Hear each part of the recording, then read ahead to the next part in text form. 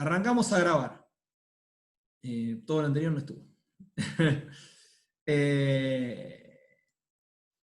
¿Qué opina el tema de dólar rapidito? No, es que yo no sé mucho de macroeconomía acá, Imanol, pero lo del dólar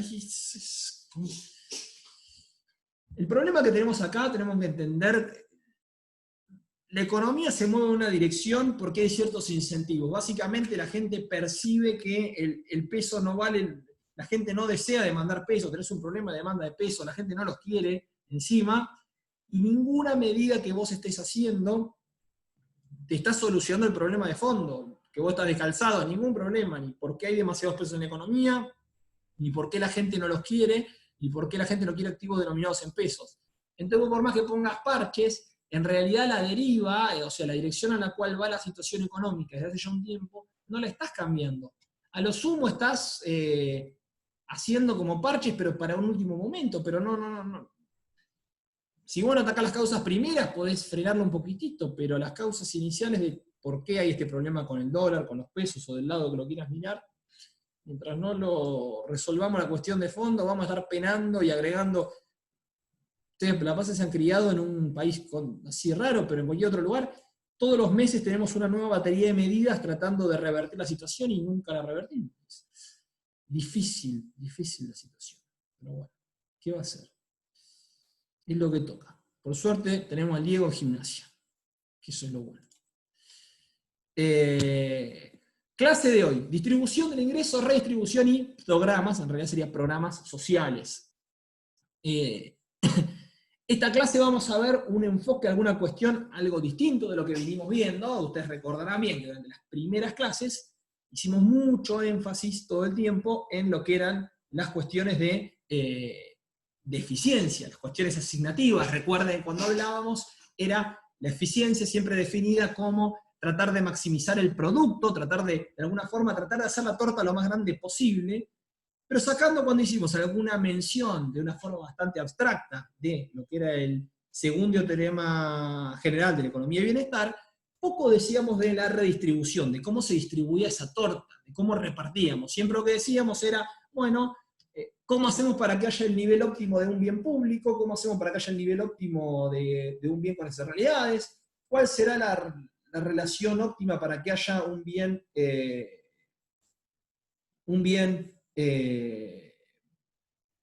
privado? Pero en ningún momento nos estábamos preocupando por cómo se distribuía esa cantidad óptima. Ahora en esta clase vamos a ver que es otra de las ramas sumamente relevantes de las finanzas públicas, que es la cuestión distributiva, entender cómo repartimos. Bien, como nosotros bien dijimos, y ya estuvimos viendo algo, puede ser que no nos dé exactamente lo mismo que haya una determinada cantidad, por ejemplo, y para pensarlo con algo bastante básico, la cantidad máxima que podemos producir es, no sé, 10 tortas, puede ser que no nos dé lo mismo que uno tenga 9 y otra persona tenga una torta, con respecto a que si una persona tiene 5 y la otra 5. Una cosa bastante trillada, bastante obvia, pero bueno, un poco el enfoque que vamos a estar viendo ahora es esas valoraciones, cómo es que la sociedad de alguna forma puede evaluar qué es lo que es preferible en términos distributivos y qué herramientas hay para utilizar. Hasta acá entonces voy a repasar la filmina de introducción, pero fue un poco lo que estuve hablando, saliendo de la hoja de ruta armada. Tomamos como referencia siempre la distribución de ingreso que obtenemos a partir de maximizar eficiencia, es decir, aquello que nosotros maximizando la eficiencia obtenemos como resultado, lo tomamos como dado y no asumimos ninguna otra redistribución en cómo caen estos beneficios. ¿Okay? Alcanza entonces combinar la eficiencia, focalizarnos en la eficiencia, es decir, maximizar de alguna forma los volúmenes de producción, las cantidades producidas. ¿O debemos en realidad estudiar la distribución del ingreso y la distribución de lo que sea que estemos mirando? Algo que es central en esta discusión, y obviamente la respuesta es que sí, es que nos interesa la distribución del ingreso, es que es difícil a veces medir la distribución del ingreso de forma científica. O en realidad no es difícil quizás medirlo, sino que es difícil valorarlo. yo es claro que puedo decir que una asignación es más eficiente que otra si yo en realidad de alguna forma distribuyo los factores productivos. Si tengo 9 tortas y de otra forma tengo 10 tortas, básicamente es de forma científica y objetiva, es factible comparar. Yo puedo decir 10 es más que 9, entonces sea lo que sea que hay detrás de esta configuración, cuando hay 10 tortas, estamos hablando de que es mejor que cuando hay 9. En términos distributivos, no es tan sencillo y no es factible, no hay una forma objetiva de medir siempre en todos los casos qué es preferible. ¿Ok? Van a entrar un montón de cuestiones en discusión y por algún motivo tendremos que decir, uno va a estar tentado a decir que la equidistribución es lo más equitativo, es deseable que todos tengan lo mismo, pero vamos a ver cuestiones de incentivos, y sacándonos por qué motivo nos tendría que parecer mejor, por dar un caso, que una persona gane 150.000 pesos y otra 50.000, o peor, que gane una 120 y la otra 80.000 pesos. Hay siempre 200.000 pesos para repartir. ¿Por qué motivo? Obviamente que hay ciertas cuestiones de pobreza o demás que, bueno, claro, nos va a parecer obvio de que podemos de alguna forma hacer alguna evaluación de que uno tenga 190 y otro 10.000 pesos, es peor que si en realidad tiene uno 150 y 50. Pero ahora, después, más allá de cuando la gente podemos romper cierto nivel de pobreza, no es obvio que uno sea mejor que el otro, no hay una forma de medirlo como si las cuestiones de eficiencia. Una cuestión bien relevante de cuando hablamos de la cuestión distributiva, nosotros tenemos que entender que cualquier tipo de política económica que hagamos, va a tener efectos distributivos. ¿Qué quiere decir que tenga efectos distributivos? Es básicamente que la forma en la cual se van a repartir los costos o beneficios de esta política económica van a afectar de forma distinta a los distintos individuos y van a generar cambios. ¿Ok? Cuando yo pongo un impuesto, hay gente que por ahí va a pagar más o menos, alguien más o menos rico, una persona u otra, entonces tiene un efecto distributivo. De alguna forma le saco a uno y de alguna forma estoy redistribuyendo ingresos. Es importante que cuando hablamos de esta redistribución, no es solamente por nivel de renta o nivel de ingresos. No estamos solamente hablando de entre más ricos y más pobres, porque un poco la idea que uno siempre tiene cuando habla de redistribución es ordenamos a todos los individuos en fila, del más pobre al más rico, y por lo general uno tiende a pensar qué pasa cuando le damos del más pobre al más rico al más pobre, o cómo sea. Pero no es la única dimensión en la cual podemos redistribuir. Podemos redistribuir tranquilamente por ejemplo, entre distintas zonas geográficas. La discusión que hay ahora por la coparticipación de la semana pasada, entre Buenos Aires, la ciudad de Buenos Aires, la provincia de Buenos Aires y la nación, tiene, por sobre todas las cosas, una distribución geográfica. Hay ganadores y perdedores por geografía. ¿Okay? No es puramente que ganan o pierden por el nivel de renta.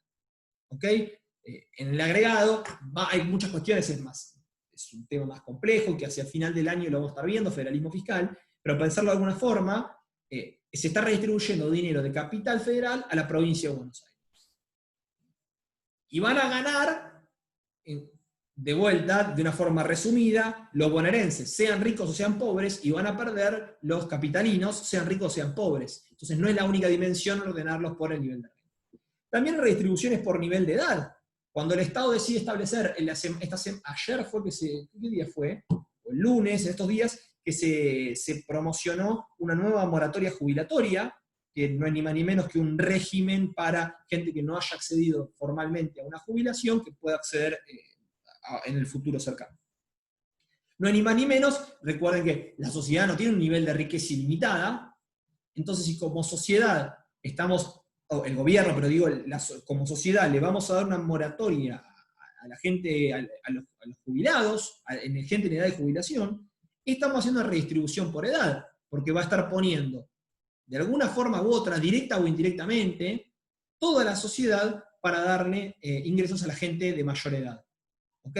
Entonces, de vuelta, cuando hablamos de los efectos distributivos, en esta clase, está bueno tener en cuenta que no estamos solamente pensando, si bien la gran mayoría de las veces vamos a estar pensándolo como si tuviésemos a todos en fila, del más pobre al más rico de la sociedad, cuando hablemos de efectos distributivos, tiene que ver con esto. Si yo, con todas las políticas, todas las finanzas públicas tienen efectos distributivos y afectan a distintos segmentos. Y voy con un último ejemplo antes de seguir, para tratar de que quede bien clara esta idea. Si mañana se pone un impuesto que existe a la producción, a los combustibles, más allá de que le suba el precio o no, esto lo vamos a ver más adelante, a los consumidores, cuando uno pone un impuesto, de alguna forma al sector pierde algo de plata, ¿ok? Créanme esto, igual más adelante vamos a ver algunas cuestiones más, pero el sector pierde algo de plata cuando se le impone un impuesto. Entonces, por ejemplo, va a haber, de alguna forma, se va a perjudicar más a aquella gente que tenga sus ingresos que provengan del sector que tiene que ver con los combustibles, ¿ok? Entonces, de alguna forma, este impuesto le va a pegar más fuertemente a aquellos que vivan de los combustibles. Podríamos decir de alguna forma que toda la zona de la Patagonia que tiene alguna actividad económica más relacionada con la extracción de combustibles, no solamente los que trabajan en minería, sino porque el panadero de Radatili depende también de que la minería le vaya mejor, o un supermercadista de Neuquén también se va a beneficiar de que al sector le vaya mejor. Entonces, hay efectos distributivos claros. De vuelta, en cualquier tipo de intervención que hace el Estado económica, tenemos que tener bien presente siempre esta idea, chicos, ¿ok? ¿Quedó claro esta idea? ¿Alguna consulta, alguna duda que no tenga que ver con la fecha del parcial? Bueno, vamos avanzando. Las herramientas, y esto que me ha quedado el último titulito para poner, obviamente que van a ser los impuestos y el gasto público, es decir, para redistribuir las herramientas que va a tener el sector público, el Estado, el gobierno, van a ser mayormente impuestos y gastos. De vuelta, como les conté, la forma de redistribuir va mucho más allá. Los impuestos está bastante claro, como te saco, pero también con el gasto no pensemos solamente en recibir un IFE para redistribuir o la AUH, ¿okay? En una transferencia orientado a alguien que tiene un problema para generar ingresos. Pensemos que si el Estado, de alguna forma, asfalta la calle en la que yo vivo, también está generando algún tipo de redistribución, porque me está aumentando lo que en última instancia es el objetivo, que es mi bienestar. Y si el Estado me asfalta mi calle o me ilumina mi cuadra, obviamente que entre todo el resto de la sociedad va a estar financiando que yo tenga algún bienestar un poco mayor. Así que el gasto público, todo, podemos entenderlo de alguna manera como una de las dos herramientas que va a afectar esta distribución del ingreso. Profe, Sí. ¿solo el Estado en la historia ha hecho redistribución de la riqueza o puede haber una redistribución privada dentro del mercado? Totalmente puede haber una redistribución privada. Y ahora alguna cosa más, vamos a hacer una muy buena pregunta porque vamos a ver algunos casos en los cuales vamos a citar esto y me voy a acordar de este comentario. Pero, por ejemplo, si vos salís por la calle y una persona te pide, vos le podés redistribuir. ¿Ok? Entonces, de vuelta, no se hace a gran escala, pero podríamos pensar, por ejemplo, Cáritas. El domingo pasado fue la colecta más por menos de Cáritas. Entonces, todos aquellos que donaron en Cáritas, o no sé, cuando vamos el domingo a misa y damos la limosna, estamos redistribuyendo, no es a través del Estado, lo estamos haciendo a través de la iglesia. Y así un montón de cuestiones, no sé, techo, no sé si alguno de ustedes será voluntario de techo, quizás hay, y así un montón de ONG, no sé, que alguno de ustedes por ahí tiene, una participación barrial más o menos, todo genera redistribución. Un montón de gente, no sé, a través de los clubes de fútbol de la ciudad, tanto gimnasia como estudiantes, han hecho en el contexto de la pandemia, repartir desde mercadería, un montón de cuestiones. Si ponemos a mirar, son todos hechos redistributivos. Es difícil que se modifique a nivel agregado la distribución de riqueza de una sociedad a partir de estos ¿cómo decirlo?, estas intervenciones tan, no sé, tan micro, por decirlo de alguna forma, van a partir de privados aisladamente. Pero sin duda es que hay un montón de, como ya nombré, mirá, ¿cuánto? Desde los clubes, lo puede hacer la iglesia, ONG, lo puede hacer vos si le das a alguien, hay un montón de distintas formas por fuera del Estado que tiene una naturaleza puramente redistributiva. Pero eso no genera una pérdida, como... A ver, es que acá sí lo vamos a ver más adelante, y prefiero llegar al momento. Vamos a ver si vos lo considerás una pérdida o no esa redistribución. Porque, por ejemplo, no me quiero adelantar, dejémoslo acá el paréntesis. ¿Cómo lo tenemos que ver esa redistribución? Porque vos estás pensando que cuando el Estado te cobra un impuesto a través de la distribución, a vos te duele pagar el impuesto, ¿no? A vos te es costoso, vos tenés una pérdida. ¿A eso te estás refiriendo? Sí, o si hay una pérdida como una pérdida que no llega a aprovechar el otro, pero que me sacaron a mí, como, no sé si desde el punto de vista de eficiencia, que lo habíamos visto, Bueno, hay un esa parte, triangulito. igual las pérdidas de eficiencia cuando yo te grabo con impuestos, esperame unas unidades más que lo vamos a ver cuando veamos impuestos.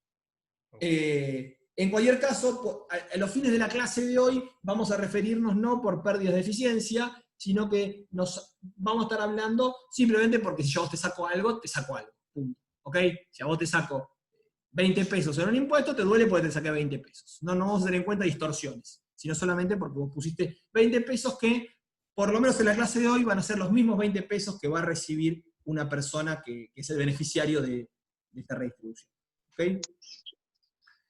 Bueno, distribución personal de ingresos. Profe, Sí.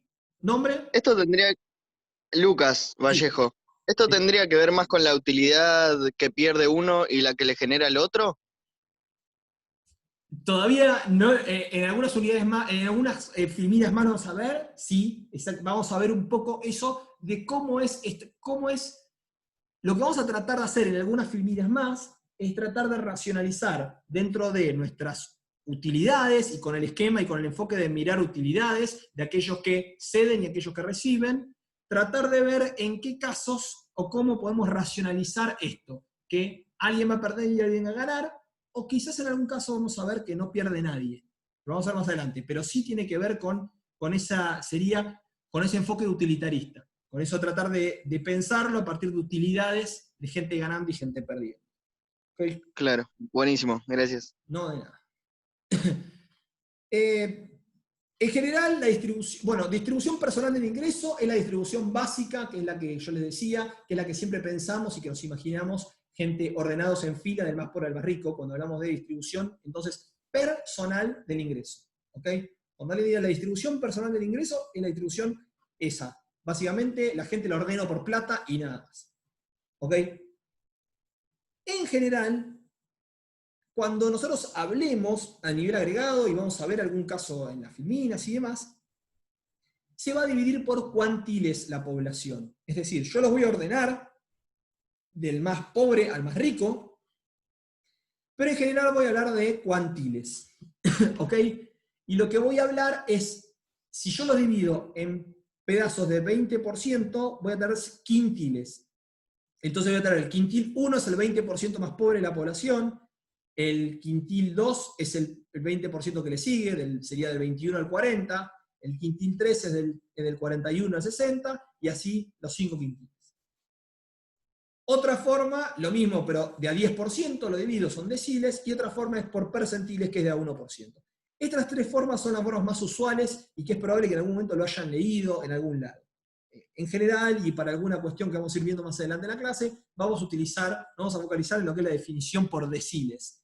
Pero no es ni más ni menos que la toma la gente como si fuesen, por ahí en estadística que están cursando, como si fuesen sería el bin de Excel, ¿cómo se llama el bin? La columna del histograma, bueno, los partimos a 10%, si hacemos deciles. Los partimos de a un quinto, el 20% son los quintiles. ¿Okay? Esto es un poco información de Argentina del 2018, me quedo desactualizado, pero en realidad lo que me pasó es que la información, las encuestas que se han hecho para este año, el año 2020, es un año muy raro, entonces tampoco es que actualizar esta información con info que ya va a ser rara porque es un año difícil para encuestar con la pandemia y la cuarentena. Entonces, no actualicé y seguimos con estos valores de 2018, así que si alguno está recursando va a ver de vuelta los mismos grafiquitos. Básicamente aquí es la forma, están divididos, para entender un poco de qué va esta información, están divididos por deciles. Es decir, cada uno de estos tramos, el decil 1, el decil 2, 3, 4, 5, 6, 7, 8, 9 y 10, va a tener un 10% de la población. ¿Ok? Imagínense que hay una gran base de datos en la cual se ordena a los individuos. La encuesta, esta es la encuesta permanente de hogares, la EPH, que es la que releva ingresos y estadísticas laborales de la Argentina, ingresos y empleo. Representa hogares, encuesta permanente de hogares, y esos son urbanos, aglomerados urbanos. Son creo 31 aglomerados urbanos, es decir, en la provincia de Buenos Aires está seguro en La Plata, está el Gran Buenos Aires, está Mar del Plata, Bahía Blanca, Campana, y creo que nada más. Es decir, si alguno de ustedes es, por ejemplo, de Pergamino, o sea, de Chascomús, no está contemplado. Por eso es que el total de la población es 27 millones. Y San Nicolás, bien, bien Joaquín ahí, bien Joaquín. El total de la población que hay son 27 millones, casi 28, esto es de 2018, pero el número de población más o menos lo mismo. Cada pedacito tiene el 10%. ¿Cómo está hecho? Bueno, acá tenemos, el primer decil es gente que gana entre 0 y 2.500 pesos. Esto es el ingreso per cápita familiar que tiene la gente de forma mensual. Entonces, es decir, se suman todos los ingresos que hay del hogar, trabajan papá y mamá, entonces suman el ingreso de papá y de mamá, y se dividen por individuos, ¿ok? Entonces, esto es el ingreso per cápita familiar, es la unidad de medida. El ingreso per cápita familiar se va a ir dividiendo en función de estos, se va a ir dividiendo por ordenados individuos. La cuestión es que hay 2 millones y pico, casi 2.700.000 tipos por cada decil, y acá lo que tenemos es la cantidad de ingresos totales que hay en este decil, toda la sumatoria de los ingresos que hay en ese 10% de la población, el porcentaje del ingreso que acumula, toda la sociedad tiene el 100%, pero el 10% más rico tiene el 31% de todo, el segundo 10% más rico tiene el 16,5%, etc. Tenemos el ingreso medio por cada decil, entonces en promedio en este primer decil per cápita son 1.600 pesos, esto está todo, y en el decil más alto, en promedio son 30.000 pesos por persona, es decir, si es una casa de 4 personas, este hogar tenía 120.000 pesos en promedio el decil 10. Esto de vuelta son valores del año 2018, segundo trimestre. Así que a esto habría que sumarle un par de rondas de inflación, con lo cual esto, no sé, valor hoy tendría que ser como el doble. Habría que mirarlo bien, pero más o menos tendría que ser como el doble. Acá hace como una división del decil 1 al 4, del 5 al 8 y del 9 y 10. Entonces, como esta división más. Y después tenemos la mediana para cada decil. ¿Ok? En cualquier caso, esto es para informarlos y para que entiendan cuando se hace la discusión pública de la distribución del ingreso y demás en Argentina, los datos lucen como esto. Se ordenan por deciles y a cada decil se le están dependiendo de los ingresos per cápita familiar, ¿no? Como les comentaba.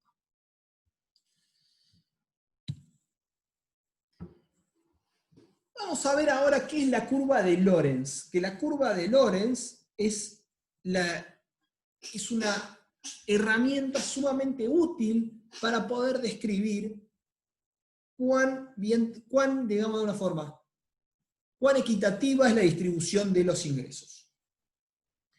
Y síganme, vayamos por partes. Lo que tenemos por un lado, vamos a tener el eje de las X a la gente ordenada por el decil de población. Es decir, tenemos acá en el valor, estos son 10 puntos en realidad, están todos unidos, pero estos son 10 puntos. Si tuviésemos percentiles serían 100 puntos. Lo que tenemos acá es el primer decil, segundo decil, tercer decil, cuarto, etcétera, etcétera, hasta el décimo decil. Y en el eje de las Y tenemos el porcentaje de ingreso acumulado. Entonces, ¿cómo se lee? La curva de Lorenz sería esta curva celeste que tenemos aquí. ¿Ok?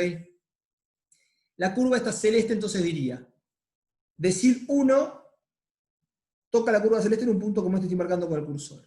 Quiere decir que el 10% de la población va a acumular este nivel en el eje de la Y del ingreso total acumulado de la población. Entonces, no sé, el 10% acumula el 2% de toda la población.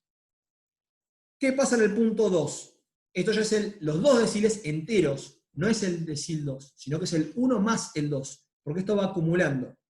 Yo miro, los primeros 2 deciles acumulan el 7% de los ingresos de toda la población. Es decir, de toda la plata que quienes ingresan, todos los ingresos sumados, el 20% más pobre de la población junta el 7% de todos los ingresos. Yo mirando la tabla anterior podría mirarlo, ¿no ven? En realidad lo que estoy haciendo no es ni más ni menos que mirar esta columna. 1,7, el segundo valor cuando llego al decil 10 no es 3,3, sino que es 1,7 más 3,3, es la sumatoria de los dos. ¿Ok? Se van sumando. Cuando tengo el tercer decil acumula todo esto hasta acá. No sé cuánto es, como el 10%, mirándolo acá atrás, es 1,7 más 3,3 más 4,4. Esto es entonces 9,4%. El cuarto decil, etcétera, y sigo sumando. Cuando llego al décimo decil, naturalmente acumula el 100%, porque cuando llego al decil 10, en realidad tengo a todos los deciles, tengo el 100% de la población. ¿Ok? Esto lo que me va a dar es alguna sensación de cómo está concentrada la población, los ingresos en la población. Una aclaración, podríamos utilizar la misma medida de esta curva de Lorenz, que ustedes lo van a ver. La curva de Lorenz la vamos a ver en algún caso, puede tener otra variable. Acá porque estamos mirando cómo está distribuido el ingreso a la población, pero podría ser el porcentaje en vez del ingreso, el porcentaje del gasto, podría ser el porcentaje de cualquier cosa, en realidad, y los ordenamos por deciles de eso. Entonces, si yo quisiese ver por deciles no sé, podría ser de deuda, de cuál deuda están, ordeno a toda la gente de acuerdo a la deuda que tienen, y tengo el porcentaje que tiene cada decil. Entonces podría tener una curva de Lorenz para el endeudamiento. Esto es un poco menos común, lo más usual es verlo así, con niveles de ingreso. ¿Bien? La línea naranja, en este gráfico, es una distribución equiproporcional. Y esto querría decir que está distribuido el ingreso de forma exactamente, cada individuo tiene el mismo porcentaje. ¿Y por qué? Esta diagonal que une las dos esquinas de este cuadrado, en realidad, ¿qué va a unir? Diría, el primer decil, si yo miro, tiene el 10% acumulado. El segundo decil tiene el 20% acumulado. El tercer decil el 30%. Así hasta llegar al último, que el 10 tiene el 100%. Fíjese que esto es equidistribuido, porque básicamente cada 10% de la población tendría 10% de los ingresos generados. ¿Ok? Entonces esto, de alguna forma, lo que nos está dando es cómo luciría la curva de Lorenz si estuviesen equidistribuidos. ¿Bien? ¿Se entiende esto? ¿Se entiende el concepto de la curva de Lorenz y la curva de equidistribución, esa diagonal? Cuanto más alejada esté entonces ahora esta curva de Lorenz, esta curva celeste, que de vuelta, aquí está por deciles, pero podríamos tener 100 puntos y haberla hecha por percentiles, ¿ok? O por la cantidad de veces que la queramos dividir. Cuanto más alejada esté la curva de Lorenz de esta diagonal, de esta línea de equidistribución, por decirlo de alguna forma, la línea naranja, mayor será la concentración en los sectores de altos ingresos. ¿Y por qué? Ahora lo vamos a ver. Se me fue el grafito. Ahora, más adelante en una filmina les voy a mostrar con un ejemplo gráfico de por qué es esto. Cuando los ingresos se concentran en los niveles más altos de ingreso, decimos que la distribución del ingreso es regresiva. Cuando los ingresos se concentran menos en los niveles más altos de ingreso, vamos a decir que la distribución es progresiva. ¿Ok? Cuanto más cerca está de la diagonal es más progresiva, cuanto más lejos es más regresiva.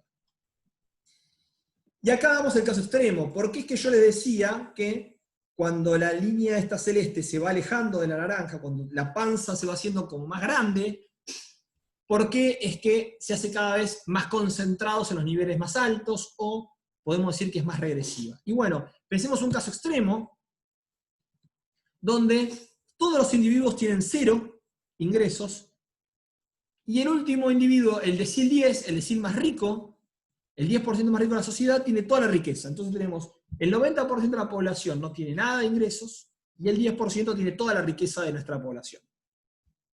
La curva de Lorenz lucirá como esta, amarilla.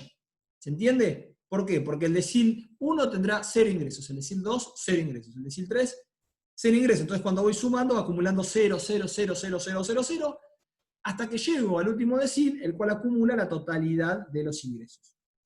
Bien, este es un caso un poco extremo, pero lo que nos permite ver es esta idea que yo les contaba, que cuando esta línea celeste se separa más de la diagonal, cuanto más separada está, quiere decir que están más concentrados. Es decir, cuanto más alejada de esta panza, de la diagonal, quiere decir que tienen relativamente muy pocos ingresos acumulados los primeros deciles, y hacia el final acumulan muchos más. Por el contrario, cuando estos estén más cerca de la línea diagonal, vamos a tener que los primeros deciles, los más bajos, relativamente van a tener una participación mayor. ¿Ok? ¿Se entendió esta idea de por qué la panza de la curva de Lorenz me refleja que esté más o menos concentrado en el nivel más alto? Un punto bien importante, y porque no textual, pero es una pregunta que puede aparecer en los exámenes, en los finales, relacionado con esto, es lo que nosotros estamos mirando en el eje de las Y, es el porcentaje del ingreso acumulado. No quiere decir que acumule mucho o poco ingreso. Es decir, podría tener una misma curva de Lorenz, es decir, que esté igualmente concentrado entre dos países, pero que un país sea más rico y otro sea más pobre. Porque es el 100%, pero podría ser el 100% de un país rico, o podría ser el 100% de un país pobre. ¿Ok? No me quiere decir nada la curva de Lorenz, estas cuestiones distributivas, es la distribución relativa de la riqueza o de los ingresos en este caso. En ningún caso hace referencia a que en términos absolutos la gente sea pobre o no sea pobre. ¿Se entiende? Es bien importante que esto quede grabado, por favor. No cometan el error de pensar que una sociedad más desigual es más pobre. Puede ser, pero podría ser muy desigual y no ser pobre. Podría ser ¿Existe que... alguna relación? ¿Cómo? ¿Existe alguna relación entre la Sí, a desigualdad ver, y la hay riqueza? hay alguna evidencia de que muchas veces sociedades muy desiguales tienen problemas para crecer más, entonces en el largo plazo pueden tener algún tipo de problemas con el crecimiento. Ahora, en niveles comparables, no quiere decir nada. A ver, por ejemplo, comparando entre economías ricas, entre Estados Unidos y, no sé, una economía, no sé, la francesa,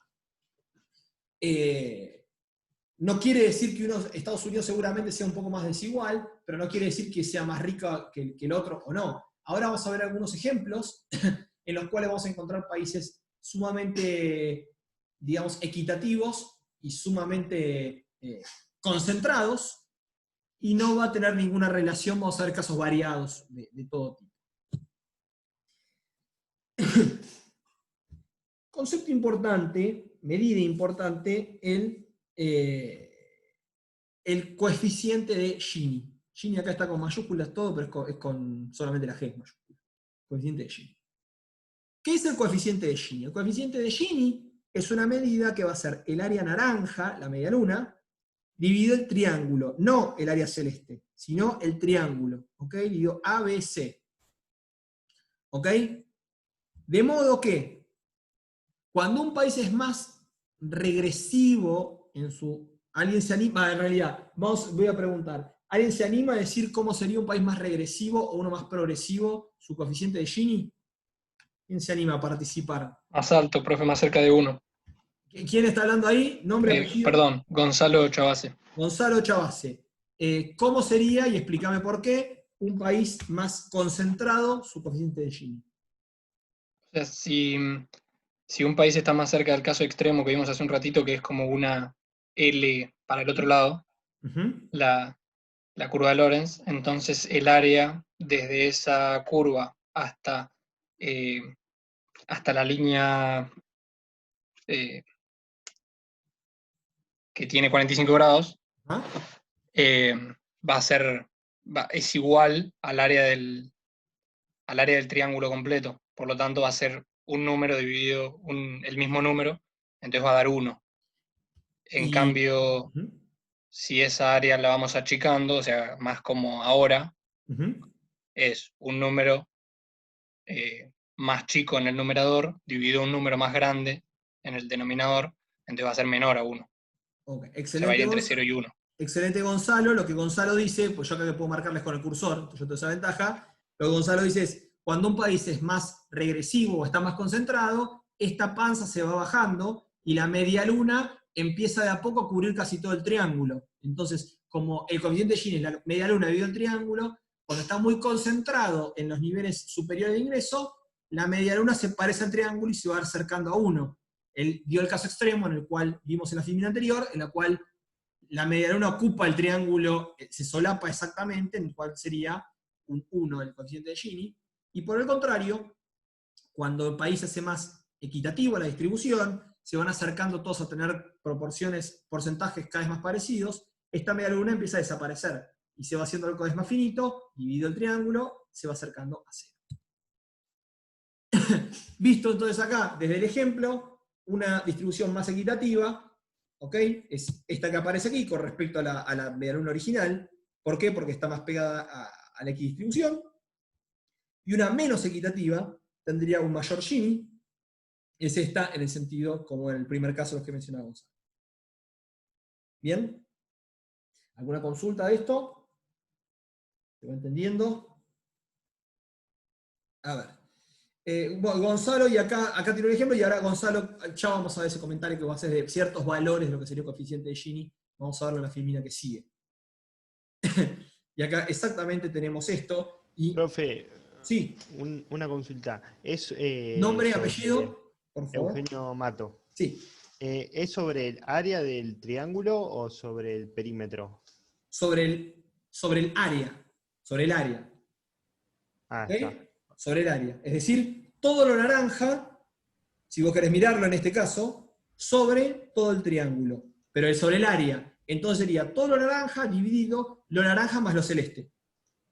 ¿Ok? Claro. Entonces no es, o sea, porque me confundo cuando dice triángulo ABC, Claro, y es un muy pienso buen que punto, y es un muy buen punto, porque de hecho acá, Claro. y ahora sí, todos contentos. Y ahí quedó bien, perfecto. Muchas gracias por la consulta, porque hace que sea más clara la clase. Muchas gracias. Bueno. La comparación un poco internacional y la evolución histórica, acá en línea con el comentario que acaba de hacer Gonzalo. La evolución histórica, acá faltan algunos datos del último tiempo, pero la que tenía aquí, Argentina en algún momento y con la crisis del 2002 tan severa, 2001-2002, el coeficiente de Gini vemos que aumentó, es decir, durante los años 90 sube un poco y sube mucho hacia la crisis del 2002, es decir, se hace cada vez más desigual, es decir, los que más tenían relativamente más con el paso del tiempo que los que menos tenían, se agrandaban las diferencias. Bajó mucho durante muchos años, ahora obviamente con la crisis de la cuarentena y demás, obviamente que es esperable que esto suba nuevamente un poco, este coeficiente de Gini. El cual en los últimos años en Argentina estaba alrededor del 0,40 cortito, digamos de alguna forma, 0,41, 0,42, etc. Y acá un poco en línea con lo que recién comentaba, no me acuerdo si era Facundo, que me había hablado si había alguna regularidad, y yo le decía ahora vamos a verlo, y con lo que mencionaba recién Gonzalo, vemos que en general, bueno, los países que se toman como el ejemplo del superdesarrollo, equidad, etcétera, etcétera, sí tienen un coeficiente bien bajo, como Islandia y Suecia. También vemos que países como España, Uruguay, que en términos relativos para Latinoamérica es como un país de muy alto nivel de vida, y como siempre tiene su perfil de ser bastante equitativo, tiene un nivel intermedio. Vemos como países como Estados Unidos tienen un nivel de inequidad, por decirlo de alguna forma, bastante parecido al argentino, a nivel que observamos, 0,42, esto más o menos será por ahí. Chile tiene alguna desigualdad más. En general lo que vemos es que los países latinoamericanos son muy desiguales. Los países latinoamericanos, diría que solamente Uruguay tiene algún nivel, debe ser el país más bajo, de mayor igualdad, pero fíjense que así todo está por encima, está en la mitad de tabla, y es como el mejor en términos de distribución, y el resto tienen problemas distributivos bastante severos en Latinoamérica. Argentina históricamente, junto con Uruguay, era un país de una equidad distributiva bastante alta, y ya hace unas cuantas décadas que Argentina no hace más que empeorar, y Argentina se va pareciendo bastante más a lo que es la realidad de otros países latinoamericanos. Los otros países latinoamericanos, algunos han mejorado bastante, Chile ha mejorado bastante, en general los países latinoamericanos han mejorado, pero la desigualdad de reducirla es muy difícil. No es esto sencillo hacerse más equitativo. Argentina ha deteriorado mucho su equidad y bueno, nada. Se parece más al vecindario. Antes era medio como Uruguay, siempre era lo mejorcito en esta dimensión. Los comentarios que me gustaba hacer acá, en función de lo que decía Facundo, creo que fue, me echó la pregunta. Sí, es claro que hay una relación que los países más ricos hacen todo bien, pero no es tan obvio, y no siempre. Estados Unidos es uno de los países más ricos del mundo, en PIB per cápita. Si yo saco los casos raros, ¿no? Yo saco esos países que son una ciudad-estado, si yo digo solamente países, digamos, no sé, de más de 1 millón de personas o de más de una determinada cantidad de población, Estados Unidos es probablemente siempre pelea por ser el país más rico del mundo, con Noruega, con alguna cosa, y no mucho más que eso, por ser el país más rico del mundo, y sin embargo su nivel de desigualdad es comparable con el de Argentina. ¿Ok? Estados Unidos tiene más riqueza en promedio, cuando yo divido toda la riqueza, todos los ingresos que hay por los habitantes, Estados Unidos es mucho más rico que Suecia o que Islandia. Sin embargo, hay cierta desigualdad. Hay una desigualdad más comparable con el país latinoamericano, pero con un piso mucho más alto. No es lo mismo la pobreza en Estados Unidos que la pobreza en Colombia. Del mismo modo, que es bien interesante, el caso de países muy pobres, como algunos africanos o asiáticos. Yo voy a encontrar países como Liberia, que tiene un nivel de desigualdad bastante aceptable, la verdad que una desigualdad bien baja, un país bastante equitativo, pero Liberia es un país que está sumido en una recesión desde hace 40 años aproximadamente, es un caso de estudio de estancamiento absoluto económico hace décadas. Pakistán es un país muy pobre, pero muy equitativo, es decir, y después de otro lado tengo países como República Centroafricana, Sudáfrica, con niveles de pobreza muy altos. Sudáfrica, sumémoslo todo el problema de ciertos sectores con muy altos ingresos y muy desigual, pero incluso mirando a República Centroafricana, lo que vemos es que incluso países muy pobres pueden ser más desiguales o menos desiguales. Puede ser que no haya nada para repartir, entonces somos todos igualmente pobres, o que en un país que hay muy poquito para repartir, así todo eso que está distribuido está muy desigual. ¿Okay? Facundo, ¿equidad es lo mismo que igualdad? Ni. A ver, yo diría que la equidad está bien para usarlo como hablar de, a ver, ¿cómo decirlo? Como una dimensión, la dimensión de equidad, y después hay países más equitativos y menos equitativos. Igualdad está emparentado, pero en general igualdad lo vamos a utilizar para referirnos a cuando todos tienen el mismo nivel de distribución. ¿Okay? Es como que ya tiene algún tipo de valoración. La equidad puede ser más o menos equitativo. Cuando yo te hablo de igualdad, por lo general te hablo de más equidad. ¿Se entiende esto? Un país más equitativo, digamos que es un país más igualitario. Pero yo puedo lo puedo usar de alguna forma. Digamos que lo puedo usar. Sí, está bien, lo puedo usar. Y di una vuelta, pero sí. Eugenio, en Chile hay muchas protestas por desigualdad, ¿son más o menos? Sí, sí, problemas muy severas, porque esos son los temas más relevantes, o sea, las cuestiones de desigualdad generan un montón de problemas esto no hace los fines de esta materia, pero lo que llaman la political economy.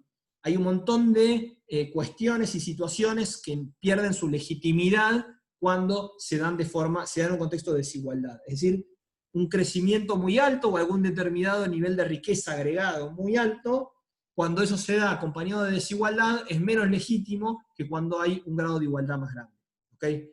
Y por eso que siempre se habla de lo nórdico, cuando se habla de Suecia o demás, son paisitos muy chiquitos también, entonces es muy factible todo, pero en general está más legitimado socialmente y hay como mucho más calma cuando se acompaña con equidad, ¿no? Los procesos económicos. Julián acá, no, hay una diferencia, Julián, dice, entiendo, equidad es darle a cada parte lo que necesita, en cambio igualdad es que todo tenga lo mismo. Eso, ponele que hay hasta algún meme, alguna foto con eso, que hay un grafiquito, con los nenes subidos a los banquitos. Pero a los fines de esta clase lo podemos usar indistintamente. Lo que sí digo es que sean conscientes. Yo por lo general la palabra igualdad lo voy a usar cuando cuando me refiero que son más equitativos. En cambio, la palabra equitativo, si digo más o si digo menos equitativo. ¿Entiendes? O sea, ya lo tienen claro cuando lo estamos usando. No hacemos esa distinción, por lo menos a los fines de este curso, Julián, no. Sé de lo que me hablas y lo he visto, pero me parece más un meme de Facebook que a los fines de esta clase no nos cambia esa definición. Profe, ¿te puedo hacer una consulta? Sí, nombre. Manuel Prado. Está bien. Quizás es una burrada lo que pregunto. No, pero... mira, Imanol, y para vos y para el resto, por favor, no digan que es una burrada, porque ninguna pregunta es una burrada. Por favor. Adelante. No, pero bueno, es una materia que me cuesta. Bueno. La comparación que estamos viendo, o la evolución de la Argentina, ¿es con respecto a los ingresos de la persona o a la distribución de esos? Es la distribución, no, es una muy buena pregunta, Imanol. Cuando yo miro esta evolución de Argentina, estoy mirando la distribución, son coeficientes de Gini. El coeficiente de Gini es cómo se distribuye. Como yo les dije, el coeficiente de Gini no te dice si sos más pobre o menos pobre en esta tendencia, ¿se entiende? No es más pobre o menos pobre. Quiere decir que básicamente este área naranja, cuando sube el Gini está creciendo, y cuando baja el Gini el área naranja está achicando. Quiere decir que los sectores de más altos ingresos relativamente tienen mayor participación cuando el Gini crece, y los de más bajos ingresos relativamente tienen más participación cuando el Gini cae. Es decir, se hace menos equitativa la Argentina en este periodo, se hace más equitativa la Argentina en este periodo. ¿Ok? La torta se distribuye en porciones que son un poco más parejas. Igualmente, fíjate que los valores que estamos mirando en el contexto internacional, siempre por arriba de 0,40, te ubican de mitad de tabla para abajo, ¿no? O sea, no es que en ningún momento es que decís, che, estamos bárbaros. Pero el coeficiente de Gini habla de cómo es la distribución de los ingresos. ¿Ok? Relativamente sin mirar el nivel de ingresos absolutos. Sí. Perdón, eso sería un ejemplo de lo que hablabas hoy en la década del 90, que por ahí creció el producto, pero la torta, digamos, se distribuyó más agresivamente. Claro, ahí tenés, es un buen ejemplo. Durante los 90, digamos que entre el 91 y el 98, con el parate de la crisis del tequila del 95, la economía creció muchísimo, del 90 al 98. Sin embargo, hubo algún aumento de la desigualdad, que es evidente acá en este gráfico, porque el 98 en realidad, entonces la crisis del 2002. Acá Argentina entra en recesión en el 98, así que digamos como que es hasta acá. Y así digamos como que es más o menos desde acá. Fíjate que al principio es como que mejorás, de hecho, un poco, porque acá ya estás en el momento de convertibilidad y creces muy fuerte. Se crece en Argentina del 91 al 94 y el 96-97 son los años que se crecen, básicamente para resumirlo. Entonces, al principio acá mejorás, pero sí, cuando vos mirás en particular, esta subida, de hecho acá este pico, es porque vos acá sí tuviste un año recesivo. Así que por esa parte también de vuelta es ir bien al detalle, pero sí puedo decir que, no sé, 96-97, la desigualdad te crece, con la economía creciendo te crece también la desigualdad. Así que sí, es un poco lo que sale en los 90, lo único que te digo, miremosla entero, porque en el 98 ya la economía deja de crecer, entonces no es justo asignarle el 99-2000 al crecimiento, porque en realidad era que caía, éramos cada vez más pobres acá. Se distribuía peor, pero además éramos cada vez más pobres, entre el 99, 2000, 2001. Y lo mismo en el 95, el 95 fue recesivo por la crisis del tequila, de enero del 95. Así que lo mismo, el 95 se hace más desigual, pero también es más pobre el país. ¿Ok? Así que Profe, algo hay, pero está bueno tener bien la diferenciación. profe, Sí. ¿hay algún indicador que relacione el coeficiente de Gini con la riqueza, como para ver a medida que se va creciendo o se va haciendo más rico un país, cómo Hay se va estudios. distribuyendo? Sí, hay estudios, la verdad que no los tengo leídos, te soy sincero, pero si hay gente que estudia la relación entre distribución del ingreso y pobreza. Sí, hay estudios de crecimiento, pobreza y distribución del ingreso, y de vuelta uno tiende a pensar que países muy desiguales naturalmente van a tener problemas para crecer. Porque pensémoslo en el extremo, ¿cierto? Hay algún trade-off acá, como decimos los economistas. A algún grado, esto de acá que estamos viendo no es igualdad o no de oportunidades. Es igualdad del ingreso que vos tenés una vez que vos te formaste, vos pusiste tu negocio, vos hiciste lo que sea, y el sueldo que vos ganás al final del día. algún grado de desigualdad, algún grado, es positivo en términos de crecimiento. ¿Y por qué? Porque vos pensás lo siguiente, si yo a vos te digo, mirá, si vos haces una inversión y laburás durante 12 horas por día, ¿ok? Vas a ganar más ingresos. ¿Bien? Y todos los beneficios que vos tengas te los vas a llevar vos. ¿Ok? Ahora yo te digo, mirá, si vos laburás, te voy a llevar el 50% de lo que vos generes, son casos extremos, ¿no? El 50% te lo voy a grabar con el impuesto, lo que acá llamamos el impuesto a las ganancias. En el mundo es conocido como impuesto a la renta personal. Y ese 50% que yo a vos te saco, lo redistribuyo entre el resto de la población. Naturalmente, la población de este segundo grupo va a tener un ingreso bastante más parejo de forma distribuida. ¿Por qué? Bueno, porque en realidad cuando uno gana un poco más que la media, se lo saco y lo redistribuyo. Lo que va a pasar al final del día, que algo vamos a hablar más adelante, es que también hay menos incentivo a laburar 12 horas por día, porque si vos laburás 12 horas por día y yo te voy a sacar un pedazo grande, la verdad es que por ahí vas a laburar bastante, pero decir, laburo 8 horas. No me mato laburando si al final del día me vas a sacar un pedazo grande. ¿Se entiende? Entonces, algún grado de desigualdad es hasta, digamos, una consecuencia de una cualidad o de una virtud deseable que tiene el esquema, que es dar incentivos. ¿Ok? Entonces, no es tan obvio. Ahora, pero me voy al otro extremo, te digo.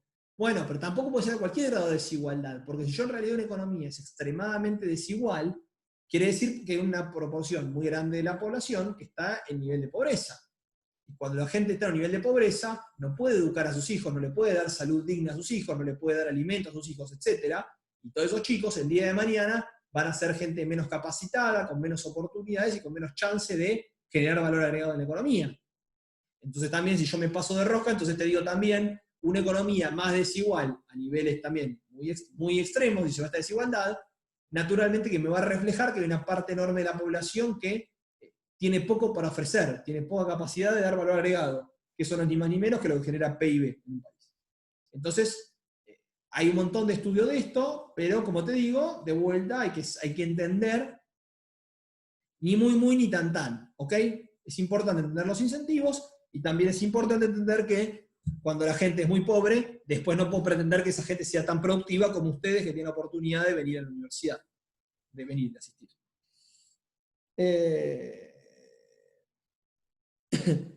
Hay alguna... Santiago acá dice, ¿hay alguna forma de saber si una mejora del índice es porque tienen más ingresos por el empleo, transferencia de recién de Estado? Sí, desde ya. Eso con la EPH, vos a la gente le preguntás cuánto recibe de ingreso laboral, entonces se podría hacer algún tipo de descomposición.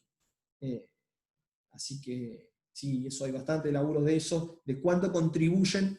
Justo ahí que lo veo, que lo menciono más abajo, Leo Gasparini y el CEDLAS, que es el Centro de Estudios Distributivos Laborales y Sociales, que funciona en el tercer piso de la facultad, es probablemente el centro de estudio de distribución del ingreso y de empleo y de pobreza más importante de Latinoamérica, es un faro de conocimiento a nivel mundial, el centro en general, y Leonardo Gasparini, el profesor que mencionan en particular.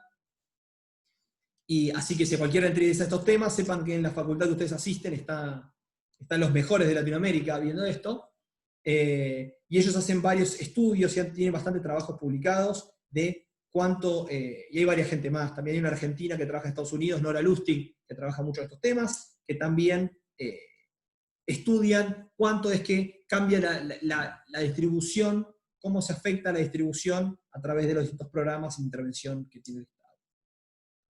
Joaquín Verón, que no sé dónde lo habrá escuchado a Leo, dice, Leo Gasparini en el curso a estructura siempre daba el ejemplo de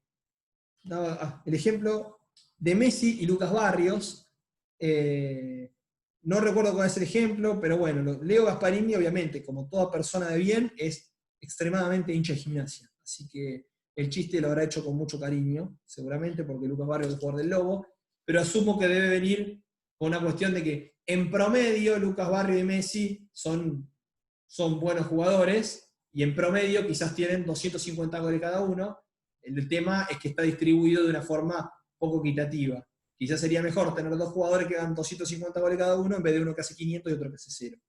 O no sé, pero me imagino que venía por ahí. Ejemplo de... Sí, perdón.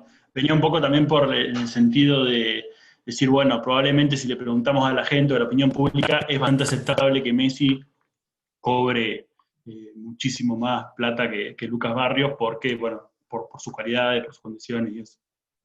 Ah, ok, lo hablaba con el premio que tenían. Bueno, y claro, o sea, cierto nivel de desigualdad es entendible. O sea, después hay que ver un concepto que aquí no hacemos mucho énfasis. Sí, en algunas filminas voy a hablar un poco más de lo que es el concepto de igualdad de oportunidades. Siempre es importante que todo el mundo tenga igualdad de oportunidades. Ahora, que al final del día ganen todos exactamente lo mismo, implicaría que Messi gane lo mismo que Lucas Barrios. Y si le preguntamos a la sociedad, la verdad es que no nos va a parecer inmoral que Messi gane más que Lucas Barrios, ¿no? Más a vos se lo tiene que pagar Gimnasia, no el sueldo. Pero ese es un punto bien importante de cómo se puede graficar esto. Es un ejemplo bien relevante, ¿no? Algún grado de desigualdad es incluso deseable, porque vos le tenés que estar remunerando, le tenés que estar premiando a alguien que aporta más valor agregado, a alguien que te da más a cambio. ¿Okay? Facundo, el punto óptimo sería sacar la ganancia, minimizando la pérdida y el incentivo a producir, redistribuir la ganancia, minimizando el incentivo a quedarse con la ganancia. Me hizo un trabalenguas, me mataste. Sacar, muchas veces ganancia leí acá. No, Sí. yo lo dije por el tema de que vos habías dicho que como que sacaba el incentivo a producir, entonces el punto óptimo sería sacarte, pero no hasta el punto que quieras dejar de producir, o sea, que te siga quedando una ganancia, y al que se lo transferís al punto en que no le convenga no trabajar comparado con la transferencia. Sí, el tema con esto es, a vos siempre algo te queda por producir, pero si vos por trabajar una hora entera te queda, no sé, vos por trabajar una hora, yo te digo, mirá, te digo, si vos trabajás una hora entera, te voy a pagar, no sé, 1.000 pesos por trabajar una hora entera, ¿no? Te pago un flor de sueldo, te pago 1.000 pesos por trabajar una hora entera, ¿ok? Vos vas a querer trabajar, ok, yo ahora te digo, te voy a dejar cobrar la mitad. Te pago 500 pesos por cada hora. Y seguramente vas a trabajar también por 500 pesos una hora, obvio. El tema es que en algún punto, si vos pudieses quedarte con 1.000 pesos o con los 500 que te doy por el impuesto, no es lo mismo el incentivo a seguir trabajando. ¿Se entiende? Siempre que yo a vos te ponga algún tipo de imposición, lo vamos a ver más adelante en el año, algún tipo de desincentivo te genero. Porque no es lo mismo tu motivación y tu estímulo a trabajar si vos cobras 100 que si cobras 50.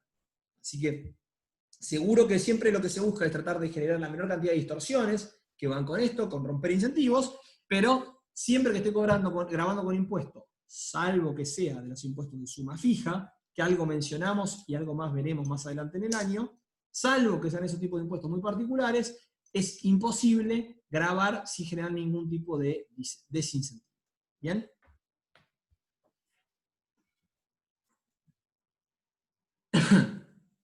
Bueno, las mediciones de pobreza, que esto está en el libro brevemente, pero un poco para saber, a diferencia de este concepto de desigualdad, lo que hacen es básicamente se hace una línea de pobreza en la cual se dice, más allá de estar distribuido muy equitativamente o no el ingreso, se hace una línea y se dice, bueno, todos aquellos que ganen menos de 10.000 pesos por mes, por dar un número, son considerados pobres. Entonces, básicamente funciona de esa forma. Entonces cuento cuánta gente está por arriba, cuánta gente está por abajo, y en función de eso es que te digo qué cantidad de gente está en la pobreza. Bien, funciona de esa forma las mediciones.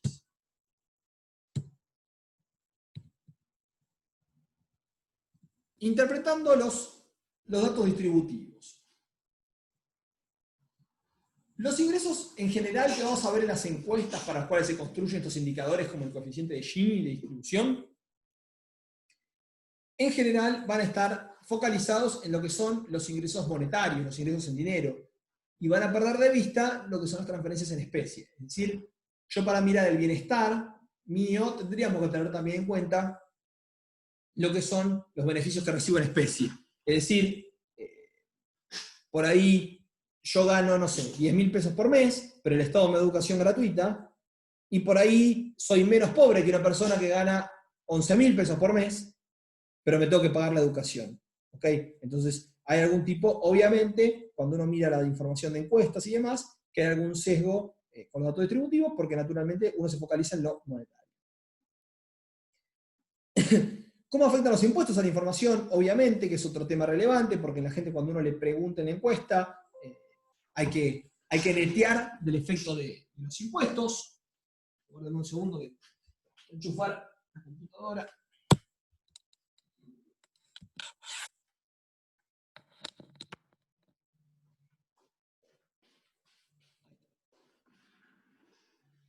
Para saber, en general, los ingresos, bueno, se miden de forma anual, es la forma usual. Una cuestión para tener en cuenta es que a veces los ingresos, los datos de consumo pueden proveer una aproximación mejor de bienestar. ¿Y por qué? Porque yo cuando a vos te pregunto, si yo por ahí a vos te pregunto, justo, supongamos que alguno de ustedes, no sé si es del campo, o que se dedica, o ustedes o su familia, a la actividad agropecuaria. Si a uno le pregunta en el momento de la siembra, a un productor agropecuario, ¿cuánto ingreso ganaste este mes? 0 te va a decir. Y sin embargo, cuando uno le pregunta en el momento de la cosecha y la venta, liquidación de la producción agropecuaria, ¿cuánto ganó? Y por ahí te va a decir una barbaridad, porque por ahí en ese mes ganó la plata todo el año. Entonces, por ahí tiene 11 meses de ganar 0 y un mes de ganar una fortuna, que la tiene que distribuir y administrar durante el año. En cambio, el consumo muchas veces es el mejor indicador de bienestar. ¿Por qué? Porque aun si la persona gana mucho un mes y nada durante 11 meses, su consumo durante los 11 meses sí tiene que ser constante, porque tiene que comer todos los meses, tiene que cargar nafta todos los meses, etcétera, etcétera. Entonces, los datos de consumo muchas veces pueden proveer una mejor aproximación de cuán bien o mal vive alguien. ¿Ok? Un último punto que menciona la literatura es que es importante definir la unidad de observación. ¿Y esto qué quiero decir? No es lo mismo de yo te mido la pobreza per cápita o por hogar. ¿Por qué? Bueno, porque ustedes tienen que pensar que en una familia pobre, o en una familia cualquiera, no es lo mismo si con el sueldo que gana, por ejemplo, el jefe de hogar, poner que trabaja el padre, o el padre y la madre, supongamos tienen 2 ingresos, hay 2 personas ganando, no es lo mismo estas 2 personas no tienen hijos, y son 2 personas dividiéndose, son 2 sueldos, o una familia que tiene el mismo nivel de ingresos, el hogar, porque tiene 2 personas trabajando, pero tiene 6 hijos. Naturalmente que entonces es bien relevante ver cómo definimos a la unidad de observación, si nos vamos a quedar con el individuo o con el hogar, porque podemos estar subestimando o sobreestimando. ¿Ok?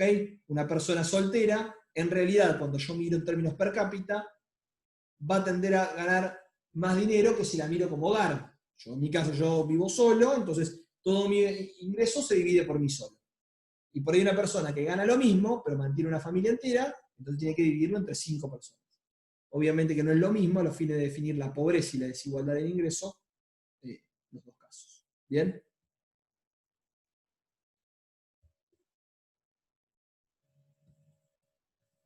Justificación de... Profe, Sí, le hago una consulta. ¿Esto está en el capítulo 7 del libro? 7 y 8. 7 y 8 sería la bibliografía de esto. Sí. Gracias. No, de nada.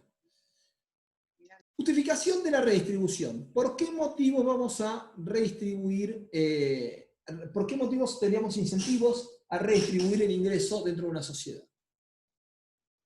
No hay un acuerdo sobre la pertinencia de que el Estado desarrolle políticas redistributivas. Es decir, no está saldada la discusión de hasta qué punto es deseable que el Estado redistribuya, en qué magnitud lo tiene que hacer y bajo qué criterios lo tiene que hacer. ¿Por qué le va a dar de Juan a Pedro y por qué le va a dar 100 y no 200? ¿Okay? Toda esta discusión, obviamente que es una discusión no saldada, y ahora vamos a ver algunos criterios que justifican la redistribución de ingresos dentro de una sociedad. ¿Okay? Acá veo que hace un comentario Florencia Platón, usamos Rosen y Geyer, no Núñez Miñana. Se puede estudiar si querés de Núñez Miñana, pero te sugiero Rosen y Geyer.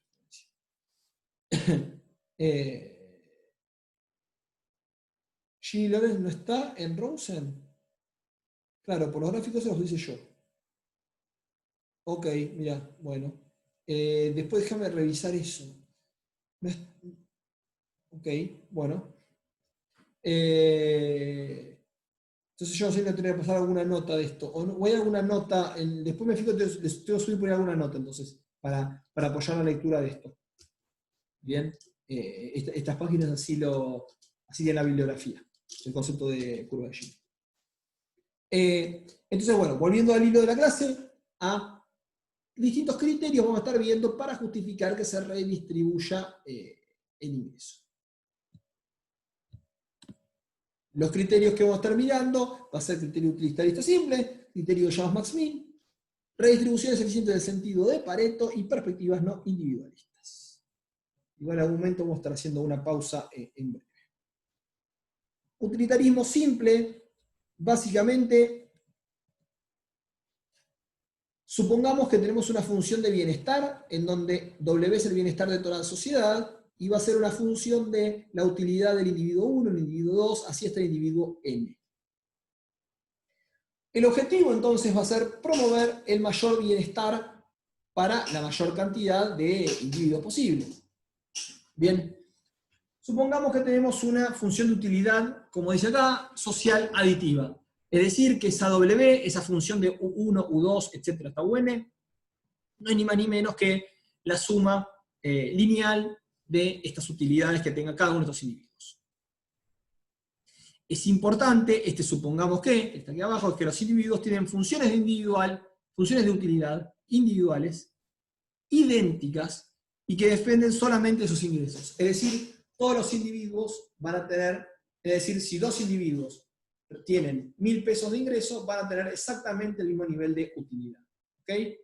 Si la persona 1 y la persona 2 tienen 1.000 pesos de ingresos, U1 va a ser igual a U2. El otro supuesto central para hacer esto es que las funciones de utilidad exhiben utilidad marginal decreciente en función del ingreso. ¿Ok?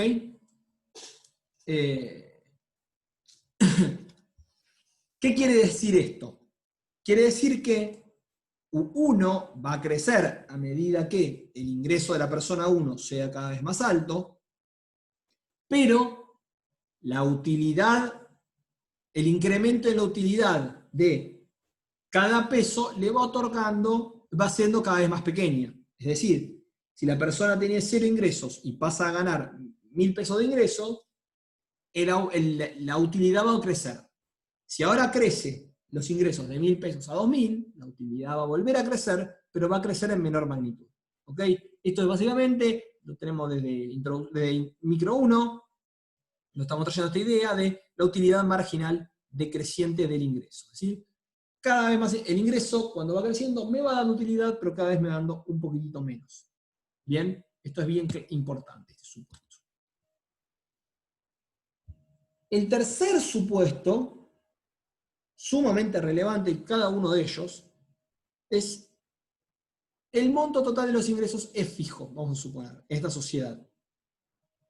Nosotros recuerden, con este enfoque de utilitarismo simple, vamos a buscar justificaciones para la idea de la redistribución. ¿Por qué es deseable redistribuir? Entonces, recordemos esto, función de bienestar social, que no es ni más ni menos que la sumatoria de las utilidades, la sumatoria lineal, y tenemos que cada individuo tiene funciones de utilidad idénticas y que solo dependen de los ingresos, que estas funciones de utilidad tienen rendimientos marginales decrecientes y que el monto total de los ingresos es fijo. ¿Ok? Pensemos que acá tenemos dos individuos, Pablo y Pedro, ¿ok?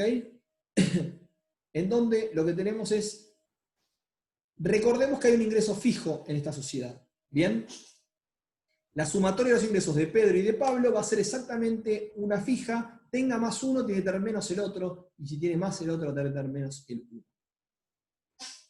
En función de los ingresos de Pablo se van a medir desde el punto 0, que está aquí, y los ingresos de Pedro desde el punto 0'. En el eje de la Y lo que se va a medir es la utilidad marginal de Pablo y de Pedro. Esta curva es la utilidad marginal de Pablo. ¿Por qué? MU, porque está en inglés, es Marginal Utility. ¿Qué quiere decir? Cuando el ingreso de Pablo es 0, la utilidad marginal es altísima. Y a medida que va teniendo cada vez más ingresos, la utilidad marginal va cayendo.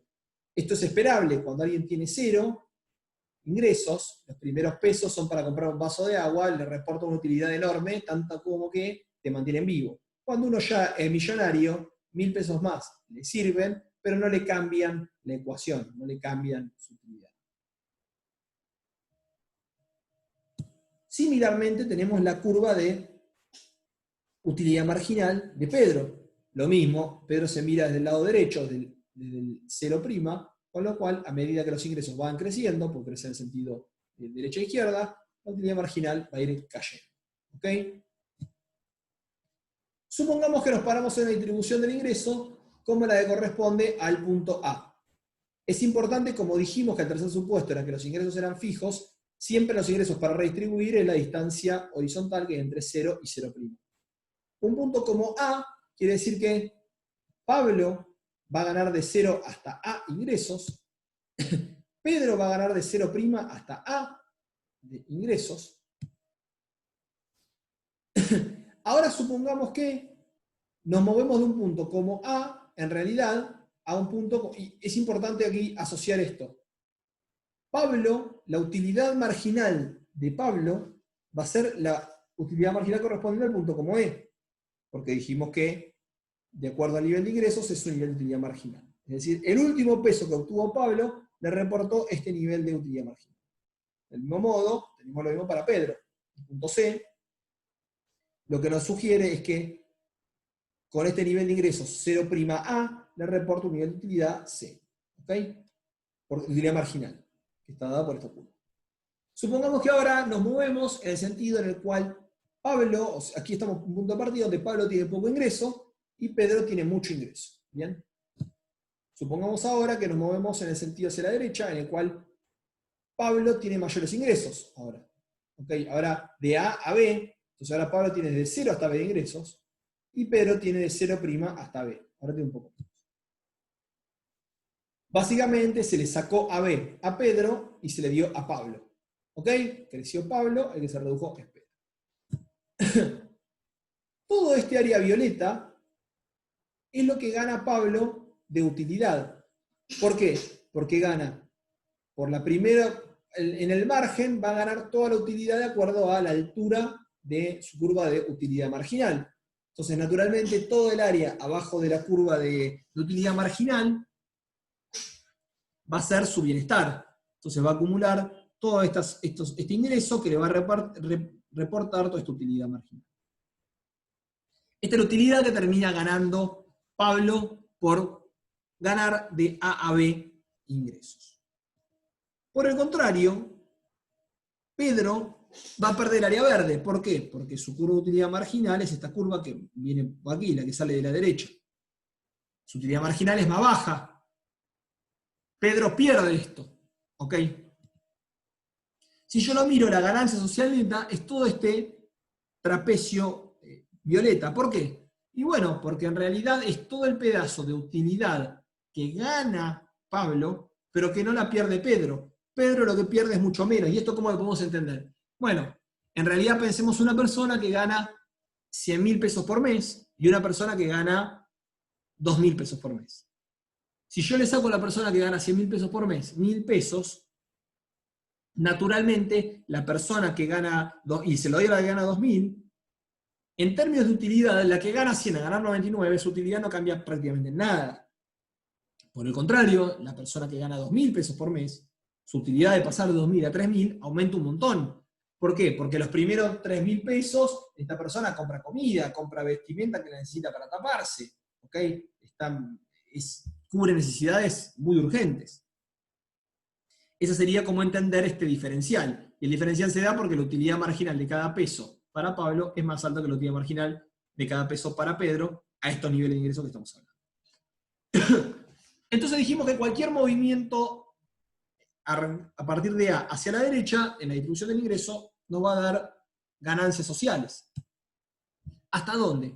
Hasta el punto en donde sea como I', en donde la utilidad marginal de Pedro y de Pablo se mantenga, sea empatada. ¿Y por qué? Porque si yo avanzo aquí hacia la derecha, lo que me voy a encontrar es que ahora le sigo dando a Pablo, que tiene utilidades marginales bajitas, y lo que pierde Pedro corresponde a utilidad marginal más alta.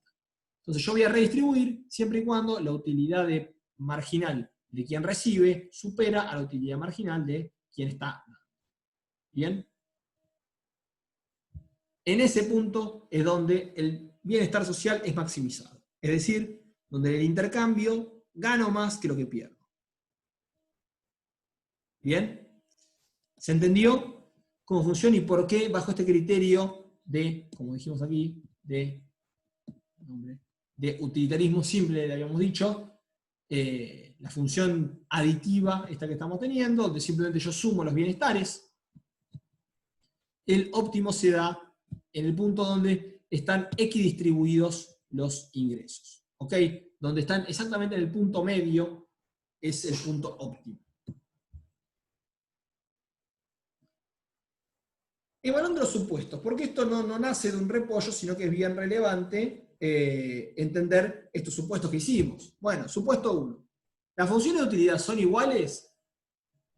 Este supuesto es un poco fuerte, pero podríamos suponer que para los individuos, nosotros recuerden que hicimos 3 supuestos clave acá, para los individuos suponer que son todos iguales. Podría ser que algún individuo su utilidad reaccione distinto que la de otro, pero bueno, es un supuesto fuerte, pero no tanto, podemos vivir igual. Supuesto 2. La utilidad marginal decreciente en consumo es decreciente en consumo de bienes. Es decir, pero también es en la renta. ¿Qué quiere decir esto? Bueno, yo sé que a medida que voy consumiendo un bien, cuando más voy consumiendo, mi utilidad marginal es cada vez menor. Como una pizza me da una utilidad marginal, a la segunda pizza me da bastante menos.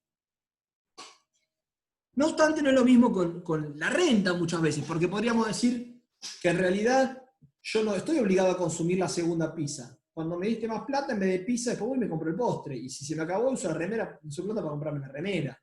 Es decir, esta utilidad marginal decreciente, nosotros la traemos de micro pensando en el consumo. Pero cuando pensamos en los ingresos, podría haber alguna objeción. Después, de nuevo, hay motivos por los cuales podemos vivir con este supuesto. Pero lo más fuerte es el supuesto 3, porque dijimos que la renta total es fija. Pero este supuesto es muy fuerte. Y estos 3 supuestos son necesarios para poder justificar un sistema de redistribución que lleva a la igualdad total. Nosotros al punto que llegamos, al punto óptimo de redistribución, era el punto donde igualábamos totalmente a ambos individuos. El problema más grande lo tenemos con el supuesto 3. La renta total no suele ser fija. Nosotros le sacábamos a Pedro para darle a Pablo, pero lo que nos estamos olvidando es que si yo le saco a Pedro, muy probablemente le voy a reducir sus incentivos a producir riqueza y a producir ingresos. Entonces es muy probable que en realidad se me empiece a achicar la torta cuando esto suceda. ¿Ok? Nosotros llegamos a un punto óptimo donde yo a Pedro lo sigue laburando y generando tanta riqueza como antes, pero ahora le puedo sacar un pedazo enorme y se lo doy a Pablo. Y a Pablo sigue haciendo el mismo esfuerzo de siempre y tiene cada vez más riqueza. Estos incentivos es muy esperable en la vida real que genere que haya menos riqueza, que la gente reduzca los incentivos a trabajar. Este tercer supuesto es el que pone en mayores dudas este criterio de igualación, a la cual termina llevando la igualación total a partir de este enfoque utilitario. ¿Preguntas de esto?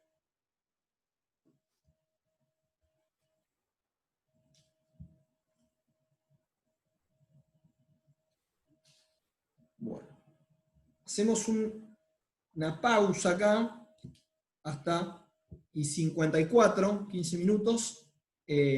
Hacemos una pausa y retomamos por ahí. Como estamos viendo hasta recién, la idea es ver criterios que justifiquen redistribuir ingresos dentro de una sociedad, encontrar algún tipo de enfoque, algún tipo de encuadre conceptual que nos permita decir cómo y cuánto es deseable redistribuir los ingresos dentro de una sociedad. De vuelta, recordemos eso que dije al principio, unas cosas al principio de la motivación, que en términos de eficiencia era más fácil, o por lo menos parecía que era factible, hasta en cierto nivel, poder determinar que una situación era mejor o peor que otra. Como vamos a ver, en estas cuestiones lo que estamos tratando es de alguna forma, determinar cuánto es deseable o no redistribuir, indirectamente estamos haciendo valoraciones de qué nos parece mejor o peor en términos distributivos. Y como vamos a ver, depende de cada uno de estos enfoques, hay determinados parámetros, determinadas decisiones que van a lucir arbitrarias, que no hay forma de justificarles. Por ejemplo, en el caso anterior, más allá de la limitación que tenía el tercer supuesto, el enfoque utilitarista, yo estaba asumiendo que todos los individuos me daban lo mismo. Y como yo les conté, eso no es ni siquiera realista. ¿Por qué? Porque en la sociedad no nos dan lo mismo todos los individuos. En general, las sociedades se supone que tienen mayor preocupación por los niños, ¿no? Es una cosa bastante, que nos parece bastante obvia, aunque en los hechos puede no serlo. ¿Por qué? Argentina, por ejemplo, gasta un montón de dinero público en los adultos mayores. Y cuando uno mira la incidencia de la pobreza y cómo se redistribuyen, los adultos mayores están realmente muy bien en Argentina. Todo lo contrario a los menores. La información que había hasta el año pasado, ahora saquemos de encima la pandemia y la cuarentena, más o menos en Argentina había 3 de cada 10 personas eran pobres, 3 de cada 10 más o menos, pero entre los mayores de 65 años, 1 de cada 10 era pobre, y entre los menores de 15 años, 5 de cada 10 era pobre. Es decir, Argentina revela, por ejemplo, si nosotros miramos, que hay una preocupación mayor por los adultos mayores. Entonces, de nuevo, hay valoraciones subjetivas por las cuales es difícil definir qué criterio es más relevante que el otro, porque de hecho, en el mundo real, cuando tratamos de aplicar este bagaje conceptual, vamos a encontrarnos que no nos da lo mismo. Por lo menos los resultados no muestran que nos da lo mismo. Refleja cierta preferencia. Uno diría de algún tipo de concepción, no sé cómo llamarla, que lo más importante son los niños, o lo otro es que, evidentemente, mirando los hechos, en Argentina lo más importante son los adultos mayores. En cualquier caso, una persona de 33 años no es lo más relevante que tiene la sociedad para proteger o para redistribuir ingresos.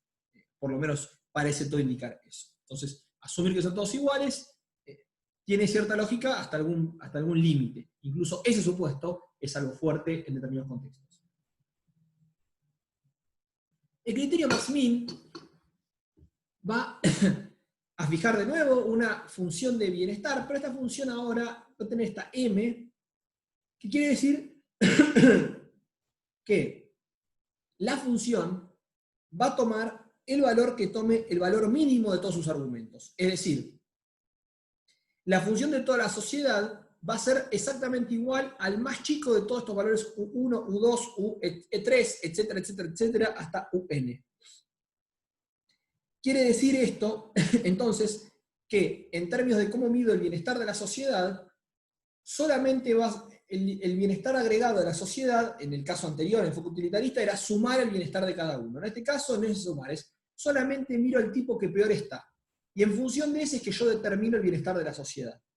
Si hay un tipo que gana 1000 en una sociedad y en otra también, y en una después el resto ganan todos 1500, o en la otra el resto ganan todos 10.000, son iguales a los fines de este criterio. Porque es un criterio en el cual no hay equidad aceptable a menos que beneficie, no hay inequidad aceptable a menos que se beneficie el que está peor. ¿Ok? Solamente nos va a preocupar beneficiar al que está peor en la sociedad, y solamente a él. ¿Ok? Es la única preocupación que tenemos por esta persona. La idea que tiene esto detrás habla un poco del concepto, esta idea de el velo de la ignorancia. ¿Y cuál sería la lógica? Bueno, yo no sé dónde me toca estar a mí, yo por suerte tuve la suerte de estar en determinada situación económica, pero hagamos de cuenta que yo tengo que determinar qué es deseable como bienestar de la sociedad, que la gente defina si realmente ignorase por completo cuál es su suerte. Porque, y de vuelta, y es un ejercicio de abstracción conceptual esto, ¿no? Porque no es, porque es fácil para decir, yo hago de cuenta que me puede tocar cualquier cosa, pero en realidad yo sé la realidad que me toca. No, esto realmente lo que pretende es que la idea detrás es decir, mirá, si yo realmente no sé dónde me va a tocar caer, me preocupa el tipo que peor está en la sociedad. Porque es lo peor que me puede pasar. ¿Ok? Si yo realmente pudiese hacer una abstracción tan grande como decir, no sé quién voy a ser yo en la sociedad, el más rico, el más pobre, el del medio, el que sea, realmente lo que necesito es preocuparme por el tipo que peor está. ¿Ok? Hay algunas críticas que las van a poder leer en el libro, de vuelta, que tiene que ver un poco con, primero, por qué es moralmente superior esto, pero no importa, más que nada me interesa la segunda y la tercera, que hablan primero, que si yo solo me preocupo por el último, de vuelta no hay ningún tipo de consideración por el riesgo, es como que al último le fijo el piso mínimo de lo que puede perder. Si yo al último, si me preocupo siempre por el último, quiere decir que hay un nivel mínimo de ingresos garantizado, y quiere decir que si alguien no se preocupa, no se esfuerza, nada, igualmente tiene garantizado ese nivel mínimo de ingresos. Entonces los incentivos pueden no ser los mejores. Y el tercer caso, y la tercera crítica que me parece relevante, es ese caso extremo que plantea ahí, que un poco se los dije recién, que tiene que ver con esta cuestión de decir, bueno, significa que,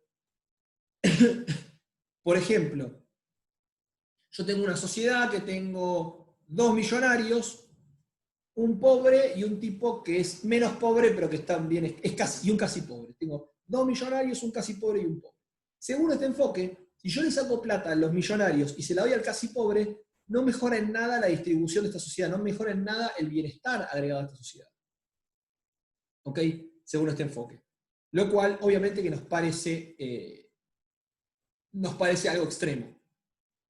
Del mismo modo, otro caso extremo, podemos pensar, es, le puedo sacar a todo el resto a hacerlos pelota, le saco un montón de ingresos, para darle 1 centavo al tipo que peor está en toda esta sociedad.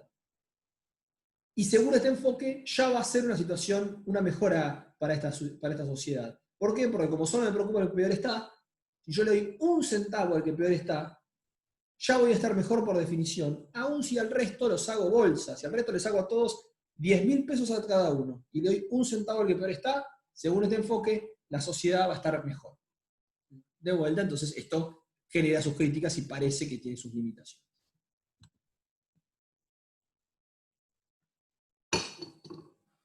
Otros enfoques, otros criterios. Vimos el criterio utilitarista, vimos este criterio Max-Min. Hay otra justificación, y acá vamos a hacer mención a algo que hoy les dije al principio que iba a volver sobre esta cuestión de si es costoso o no ser aquel que cede, ser el lado que cede en una redistribución de ingresos. Hay espacio para que algún grado de redistribución de ingresos sea Pareto eficiente. ¿Ok? ¿Y por qué esto? ¿Y cómo sería? La redistribución, asumimos que siempre va a perjudicar a alguien, pero acá lo planteo una pregunta, ¿pero siempre va a perjudicar a alguien la redistribución? Puede ser que no. Puede ser que mi utilidad no dependa únicamente de mi ingreso. Si mi utilidad solamente va a depender de mi ingreso, claramente, cada vez que yo redistribuyo desde mis ingresos hacia otra persona, voy a estar peor. Pero si en realidad mi utilidad tiene otros argumentos más allá de mi ingreso, que es, por ejemplo, que el tipo que está al lado mío no se esté muriendo de hambre, ahí puede ser que de alguna forma yo tenga lugar para redistribuir y no perjudicarme. ¿Ok? Yo de alguna forma, si mi utilidad es una función que crece con mis ingresos, bien, pero si además de crecer con mis ingresos, crece, por ejemplo, en función de los ingresos que tiene la gente alrededor mío, que esto se podría traducir como, me preocupa que la gente no se esté muriendo de hambre alrededor mío, por el motivo que sea, porque me da pena, porque siento que es inaceptable, o porque me da miedo de que me robe, no importa la justificación. Lo que digo en cualquier caso sería, hay formas de entender de que lo único que a mí me importa no es solamente mi ingreso, sino que me puede aportar que el resto esté un poquito mejor. Si ese es el caso, entonces hay espacio para que haya redistribución de ingresos que sea Pareto eficiente, es decir, que yo puedo cederle a otros y en realidad estar mejor, aún siendo el que cede. Redistribuir si la ganancia en utilidad de la caridad supera la pérdida por reducción de consumo. Bueno, y esto tiene que ver, por ejemplo, como él les contaba, cuando yo voy a misa y uno dona la limosna, uno en realidad no lo hace, uno está mejor porque uno lo hace porque quiere, a mí nadie me obliga a hacerlo. Quiere decir claramente que la utilidad que a mí me reporta, saber que estoy contribuyendo, redistribuyendo de alguna forma, o una colecta cuando ustedes laburan para techo, o lo que sea, cuando uno aporta, en realidad, claramente si uno lo está haciendo, eso por su propia voluntad, está reflejando que en realidad prefiere hacer esa sesión porque la utilidad que le reporta saber que está ayudando a alguien más supera la pérdida que tiene por haber cedido ese dinero o ese esfuerzo que haya puesto. Dentro de este contexto, y el cual encaja perfectamente para, como le decía, para una ONG o para la gente de los clubes de gimnasia y estudiantes ayudando a gente en necesidad en el contexto de la pandemia, etcétera, o ollas populares, o cualquier otra cuestión que uno vea que haya logrado de redistribución. Más allá de esto, ahora entonces, bajo este concepto de redistribución es Pareto eficiente, es que hay un lugar más grande para que haya alguna redistribución, incluso desde el Estado. Porque si yo asumo que como sociedad me preocupo porque los que están alrededor mío no estén mal, o sea, me importa el ingreso, más allá de mi ingreso, el ingreso que tienen otros individuos, el Estado para redistribuir muchas veces es mucho mejor y tiene menores costos para redistribuir que yo. Y eso tiene lógica, más allá de que uno pueda quejarse y demás, de ineficiencias o lo que sea. El Estado, por ejemplo, cuando redistribuye, pone educación o salitas sanitarias en barrios más postergados. Yo la verdad es que no tengo la capacidad de andar redirigiendo mis ingresos hacia barrios más carenciados, si no es con un gran costo de mi parte. Tendría que yo, aportando un pedacito, ir hasta un lugar, no sé, aportar para comprar algún insumo médico. En cambio, el Estado reduce estos costos. El Estado los cobra todos juntos y de forma coordinada hace esta redistribución de forma centralizada y más barata, pensándolo, que si cada uno de nosotros tuviese que encargar por tratar de colaborar con gente más necesitada. Dentro de este enfoque nos podemos permitir entender a la redistribución del ingreso como si fuese un bien público. Como bien habíamos hablado, si yo entiendo que en realidad vivir en una sociedad más equitativa es un bien público, ¿por qué? Porque si se sume una persona más o no a una sociedad que vive de una forma más equitativa, la verdad es que no perjudica al resto, y tampoco se lo puedo evitar que disfrute, entonces no hay rivalidad ni posibilidad de exclusión. La redistribución tiene características de bien público, entonces si tengo características de bien público, quiere decir que ceder de mis ingresos y redistribuir de mis ingresos hacia otros a través de la distribución de ingresos, que tiene lógica de bien público, me reporta utilidad. Es decir, yo estoy cediendo ingresos, pero en realidad estoy recibiendo a cambio un bien público. Entonces, daría espacio para que haya una mejora paretiana. Unas últimas dos consideraciones dentro de este enfoque de redistribuir ingresos y que no necesariamente yo esté peor, sino que tenga una mejora paretiana. Primero, entender que la redistribución como algún grado de una red social, una red de seguridad social, es decir, es de alguna forma como un aporte que hacemos todo vía la redistribución, por si a mí el día de mañana me tocase caer en desgracia, saber que existe esta red de seguridad social que entre todos aportamos, es como de alguna forma comprar un seguro contra mi potencial pobreza o limitación de ingresos. Y el último punto tiene que ver con la estabilidad social. Puede ser que yo simplemente aporte, ¿por qué? Porque quiero que haya paz y quiero que no haya violencia. Entonces, bueno, estoy contento de hacer la redistribución, pierdo ingresos, pero a cambio gano estabilidad social. ¿Está claro? ¿Esto? ¿Consultas?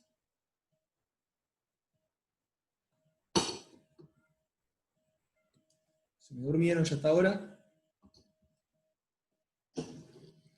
Bueno, seguimos con las filminas que siguen.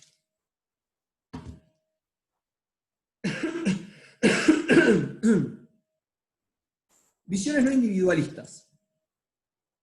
Hay algunas concepciones también que van a encontrar en el libro que van más allá, porque hasta aquí todo lo que vimos tenía que ver con la visión de mejorar a partir del individuo.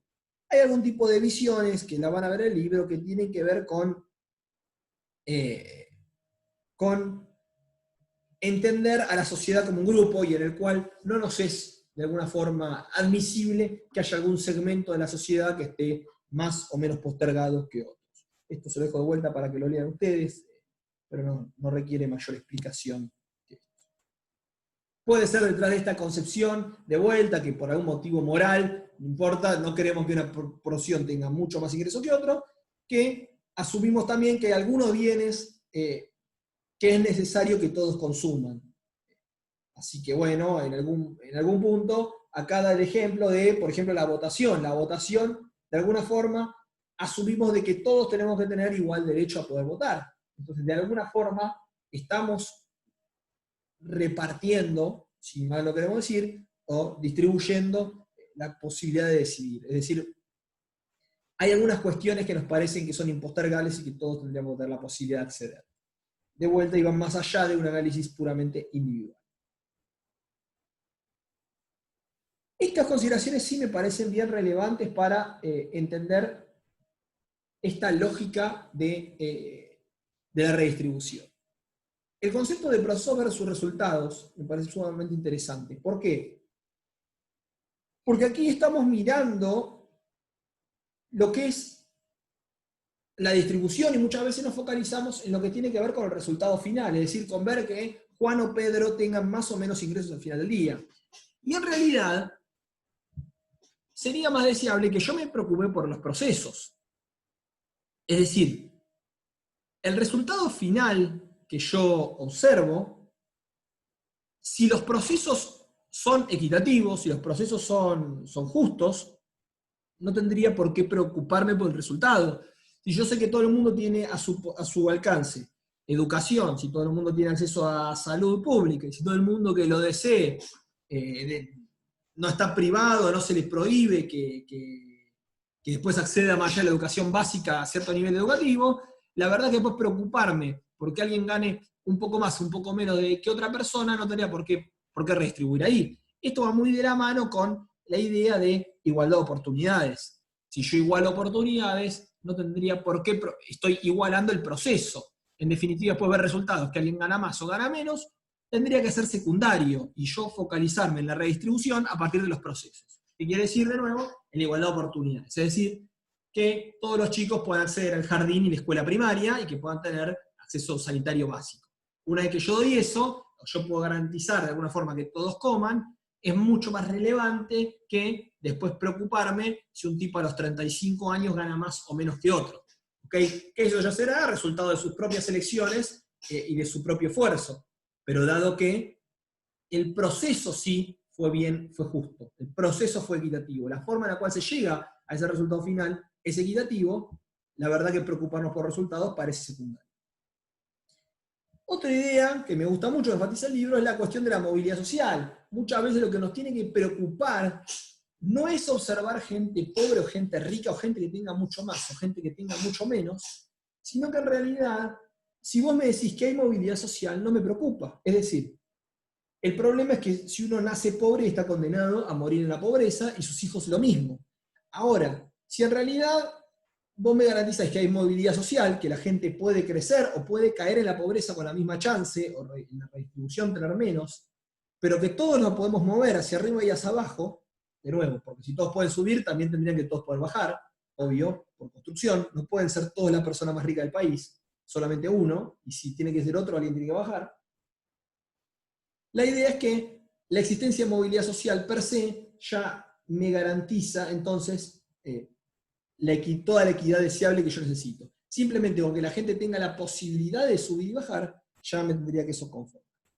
Una última consideración es la cuestión de la corrupción, y entender de que la corrupción es un resultado muchas veces de la desigualdad extrema, entonces hay una preocupación porque regímenes más corruptos generan sociedades más desiguales, y a su vez se retroalimentan por sociedades más desiguales, generan regímenes más corruptos. Entonces, aquí enfatiza el libro la relevancia de evitar la desigualdad para en última instancia tener un sistema más equitativo y con un funcionamiento, digamos, no corrupto. ¿Alguna consulta?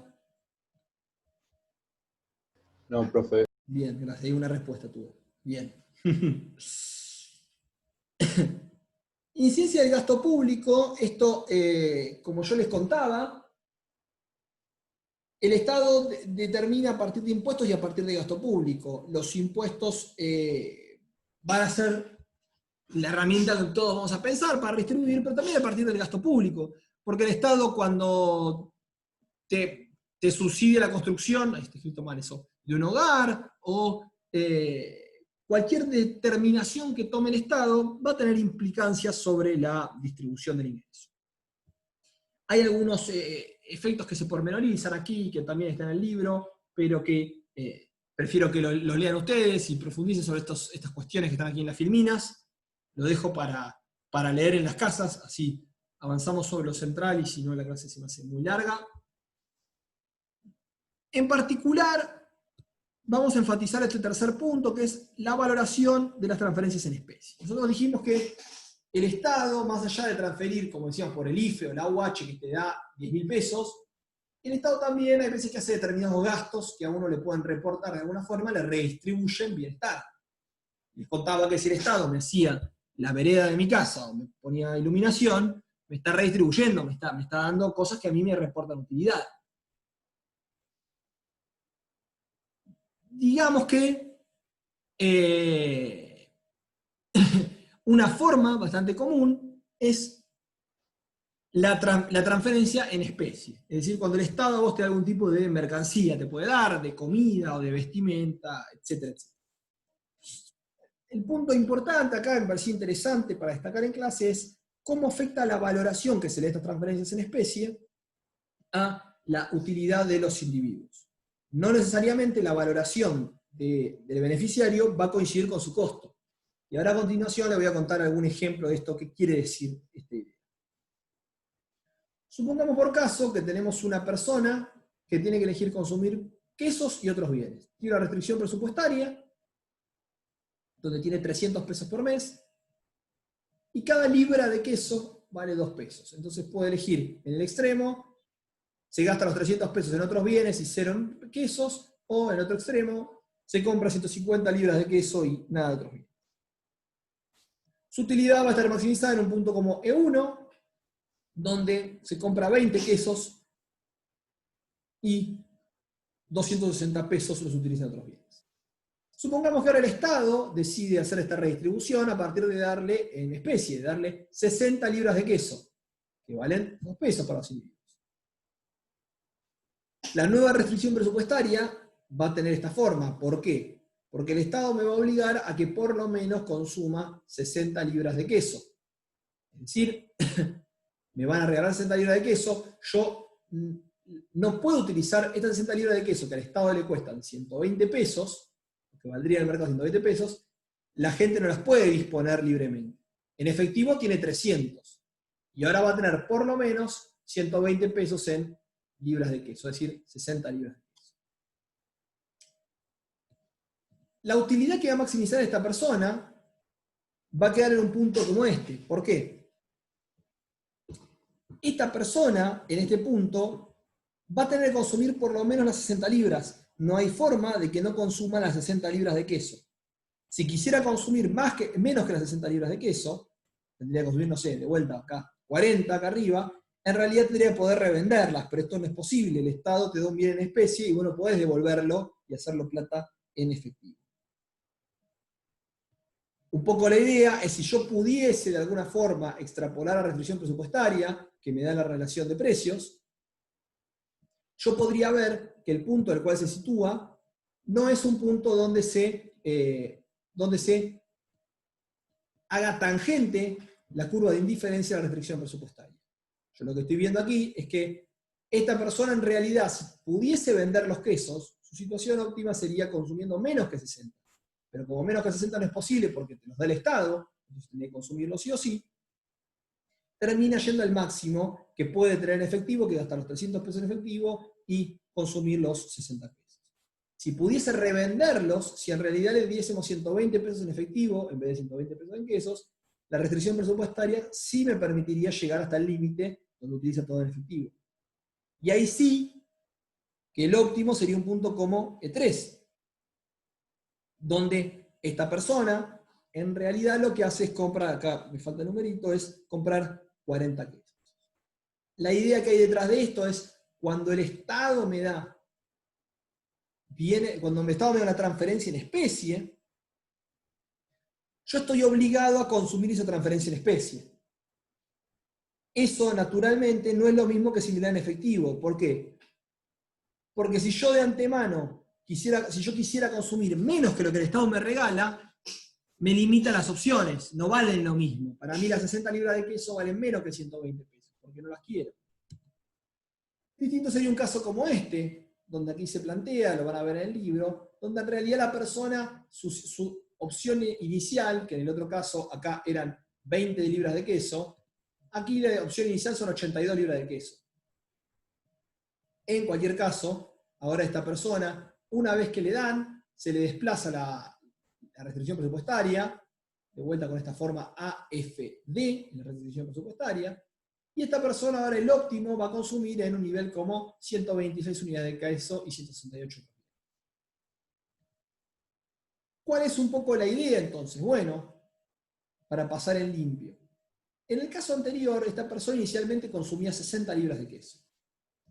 El Estado te da transferencias en especie para lograr esta distribución, pero te está dando 60, de lo que consumís 20. Entonces, te va a reportar mayor utilidad, pero no te va a dar tanta satisfacción como si te diese en efectivo, porque en realidad vos tanto no consumís. Es como que el Estado, no sé, yo utilizo, por dar un ejemplo, 10 remeras.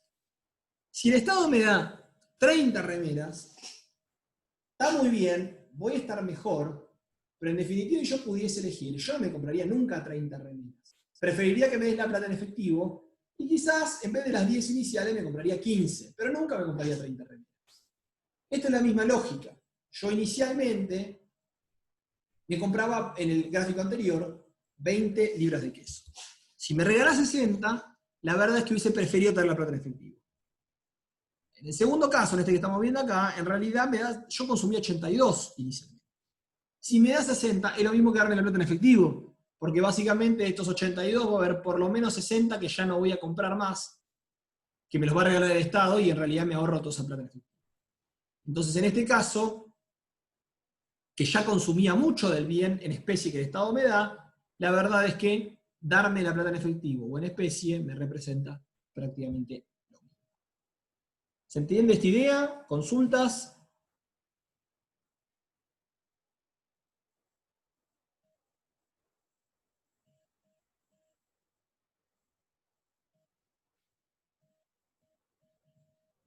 Bueno, no veo respuestas. ¿Cuál sería la justificación entonces para estas transferencias en especie? Porque dijimos, mirá, si al Estado le cuesta darte 2 libras, ¿por qué no te da 2 libras en especie, en dinero, en vez de darte en especie? Listo. Porque en definitiva, costaría lo mismo, pero te daría más opciones de elegir vos qué es lo que querés hacer con tu dinero.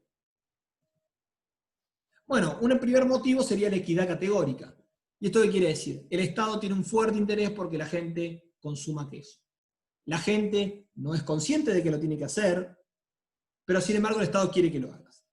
El Estado te da, supongamos que en vez de queso, que algo más saludable, el Estado quiere que consumas más frutas y verduras. Por más que vos consumirías menos, el Estado te da muchas, porque el Estado te quiere forzar a que consumas algo que para el Estado es deseable que vos hagas. Reducen el fraude, dice aquí, al sistema de protección social. Esto es un poco más discutible, pero un poco la idea que van a ver en el libro les va a plantear que el hecho de recibir un bien en especie genera menores incentivos a hacerse pasar por parte de la población objetivo. Es decir, si el Estado en realidad diese dinero en efectivo, habría gente de clase media que no tendría problema en anotarse y en recibir el dinero en efectivo porque le sirve. Ahora, si el Estado en realidad te está dando estos bienes en especie, la verdad es que la gente de clase media tendría menos incentivos a anotarse para que le den una caja de comida. Bien, funcionaría de esa forma. Una última cuestión tiene que ver con los factores políticos, obviamente. Primero porque hay una cuestión de imagen o de legitimidad, y obviamente porque además beneficia a quienes producen estos bienes. Es decir, esto no es de lo mejor pensado, sembrando obviamente algunas dudas que lo plantea el libro, pero un poco la idea es, bueno, si yo le estoy dando a la gente queso gratis, no solamente le estoy dando queso a la gente, sino que además estoy beneficiando a los productores de queso. Podrá ser que tenga un interés desinteresado en fomentar el sector del queso, o podrá ser que tenga algún tipo de interés sin interesado. Mariano me pregunta, ¿qué es mejor? Y entonces yo te diría que antes de ver esta filmina, es mejor en especie, porque en especie es igual o superior, es decir, en dinero es igual o superior. ¿Por qué? Porque si vos consumías mucho, es lo mismo. ¿Viste? No sé. Voy a un caso extremo. Camiseta de gimnasia, ahí me das. Yo la verdad consumo mucho, entonces si me das una, buenísimo, porque me vale su valor en efectivo. Ahora, a un hincha estudiante le das una remera de gimnasia y no le sirve para nada, yendo al caso extremo. Entonces, a priori, el Estado, uno diría que sería mejor que dé en efectivo porque te da para hacer lo mismo o más opciones. De última, si a vos te gusta, va y te compras el queso. Pero ahora en esta filmina vemos que están todos estos distintos motivos por los cuales podría haber alguna justificación para entregar estos bienes en especie. De vuelta, no quiere decir que ahora podamos cerrar conclusivo. Lo que sí quiere decir es que no es tan obvio. Entonces. ¿Ok? No es tan obvio. ¿Por qué? Porque yo en realidad el Estado no quiero que elijas, porque quiero que consumas queso. ¿Entiendes? Quiero que consumas queso en el punto 1. El Estado te da, el Estado, por ejemplo, reduce el IVA a los alimentos. ¿Se entiende? El Estado básicamente lo que te dice es, quiero que consumas alimentos, no quiero que te dé la plata para X cantidad de cosas. Las tarjetas alimentarias que dio el Estado a partir de este año, la tarjeta alimentar, es una tarjeta que a la gente se le da dinero para comprar bienes, se tiene que comprar solamente alimentos. No me puedo comprar otras cosas. Entonces, lo mismo, el Estado te dice, yo te doy, pero quiero comprar ciertas cosas. Aquí, cuando directamente lo doy en especie, ya te estoy forzando a que lo quiero consumir. Por todo estos motivos que estoy contando. ¿Bien?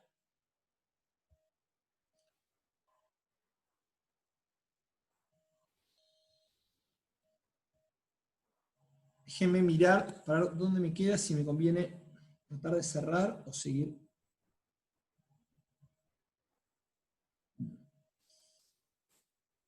¿Alguna pregunta más con esto visto hasta acá? Porque por lo que sigue prefiero tenerlos despiertos y no matarlos con lo que sigue a continuación. Total, con el programa venimos bien y prefiero no tenerlos descansados para arrancar las ideas que siguen a continuación, que tiene que ver con incentivos laborales. ¿Consultas, dudas? Acuérdense de mandarme el email para ver lo del examen, por favor, así lo solucionamos.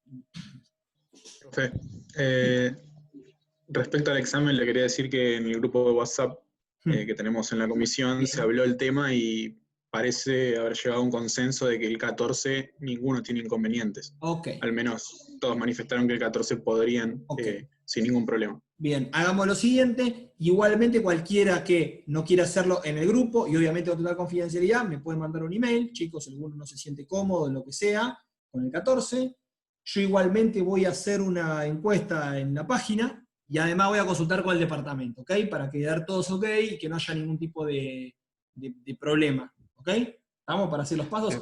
A priori parece ser que el 14 está bien, pero de vuelta. Siéntanse libres de escribirme cualquiera tenga problema, obviamente, con confidencialidad, y yo igualmente voy a poner una encuesta, así lo podemos hacer y estamos todos tranquilos de que no estamos perjudicando a ningún compañero que por ahí no haya estado atento al WhatsApp y demás. ¿Bien? Bueno. ¿Alguna consulta más? Bueno. Si no habiendo más consultas, vamos a dejar esta parte de incentivos laborales y transferencias para la semana que viene. ¿Ok? Bueno, vamos a dejar de grabar esto.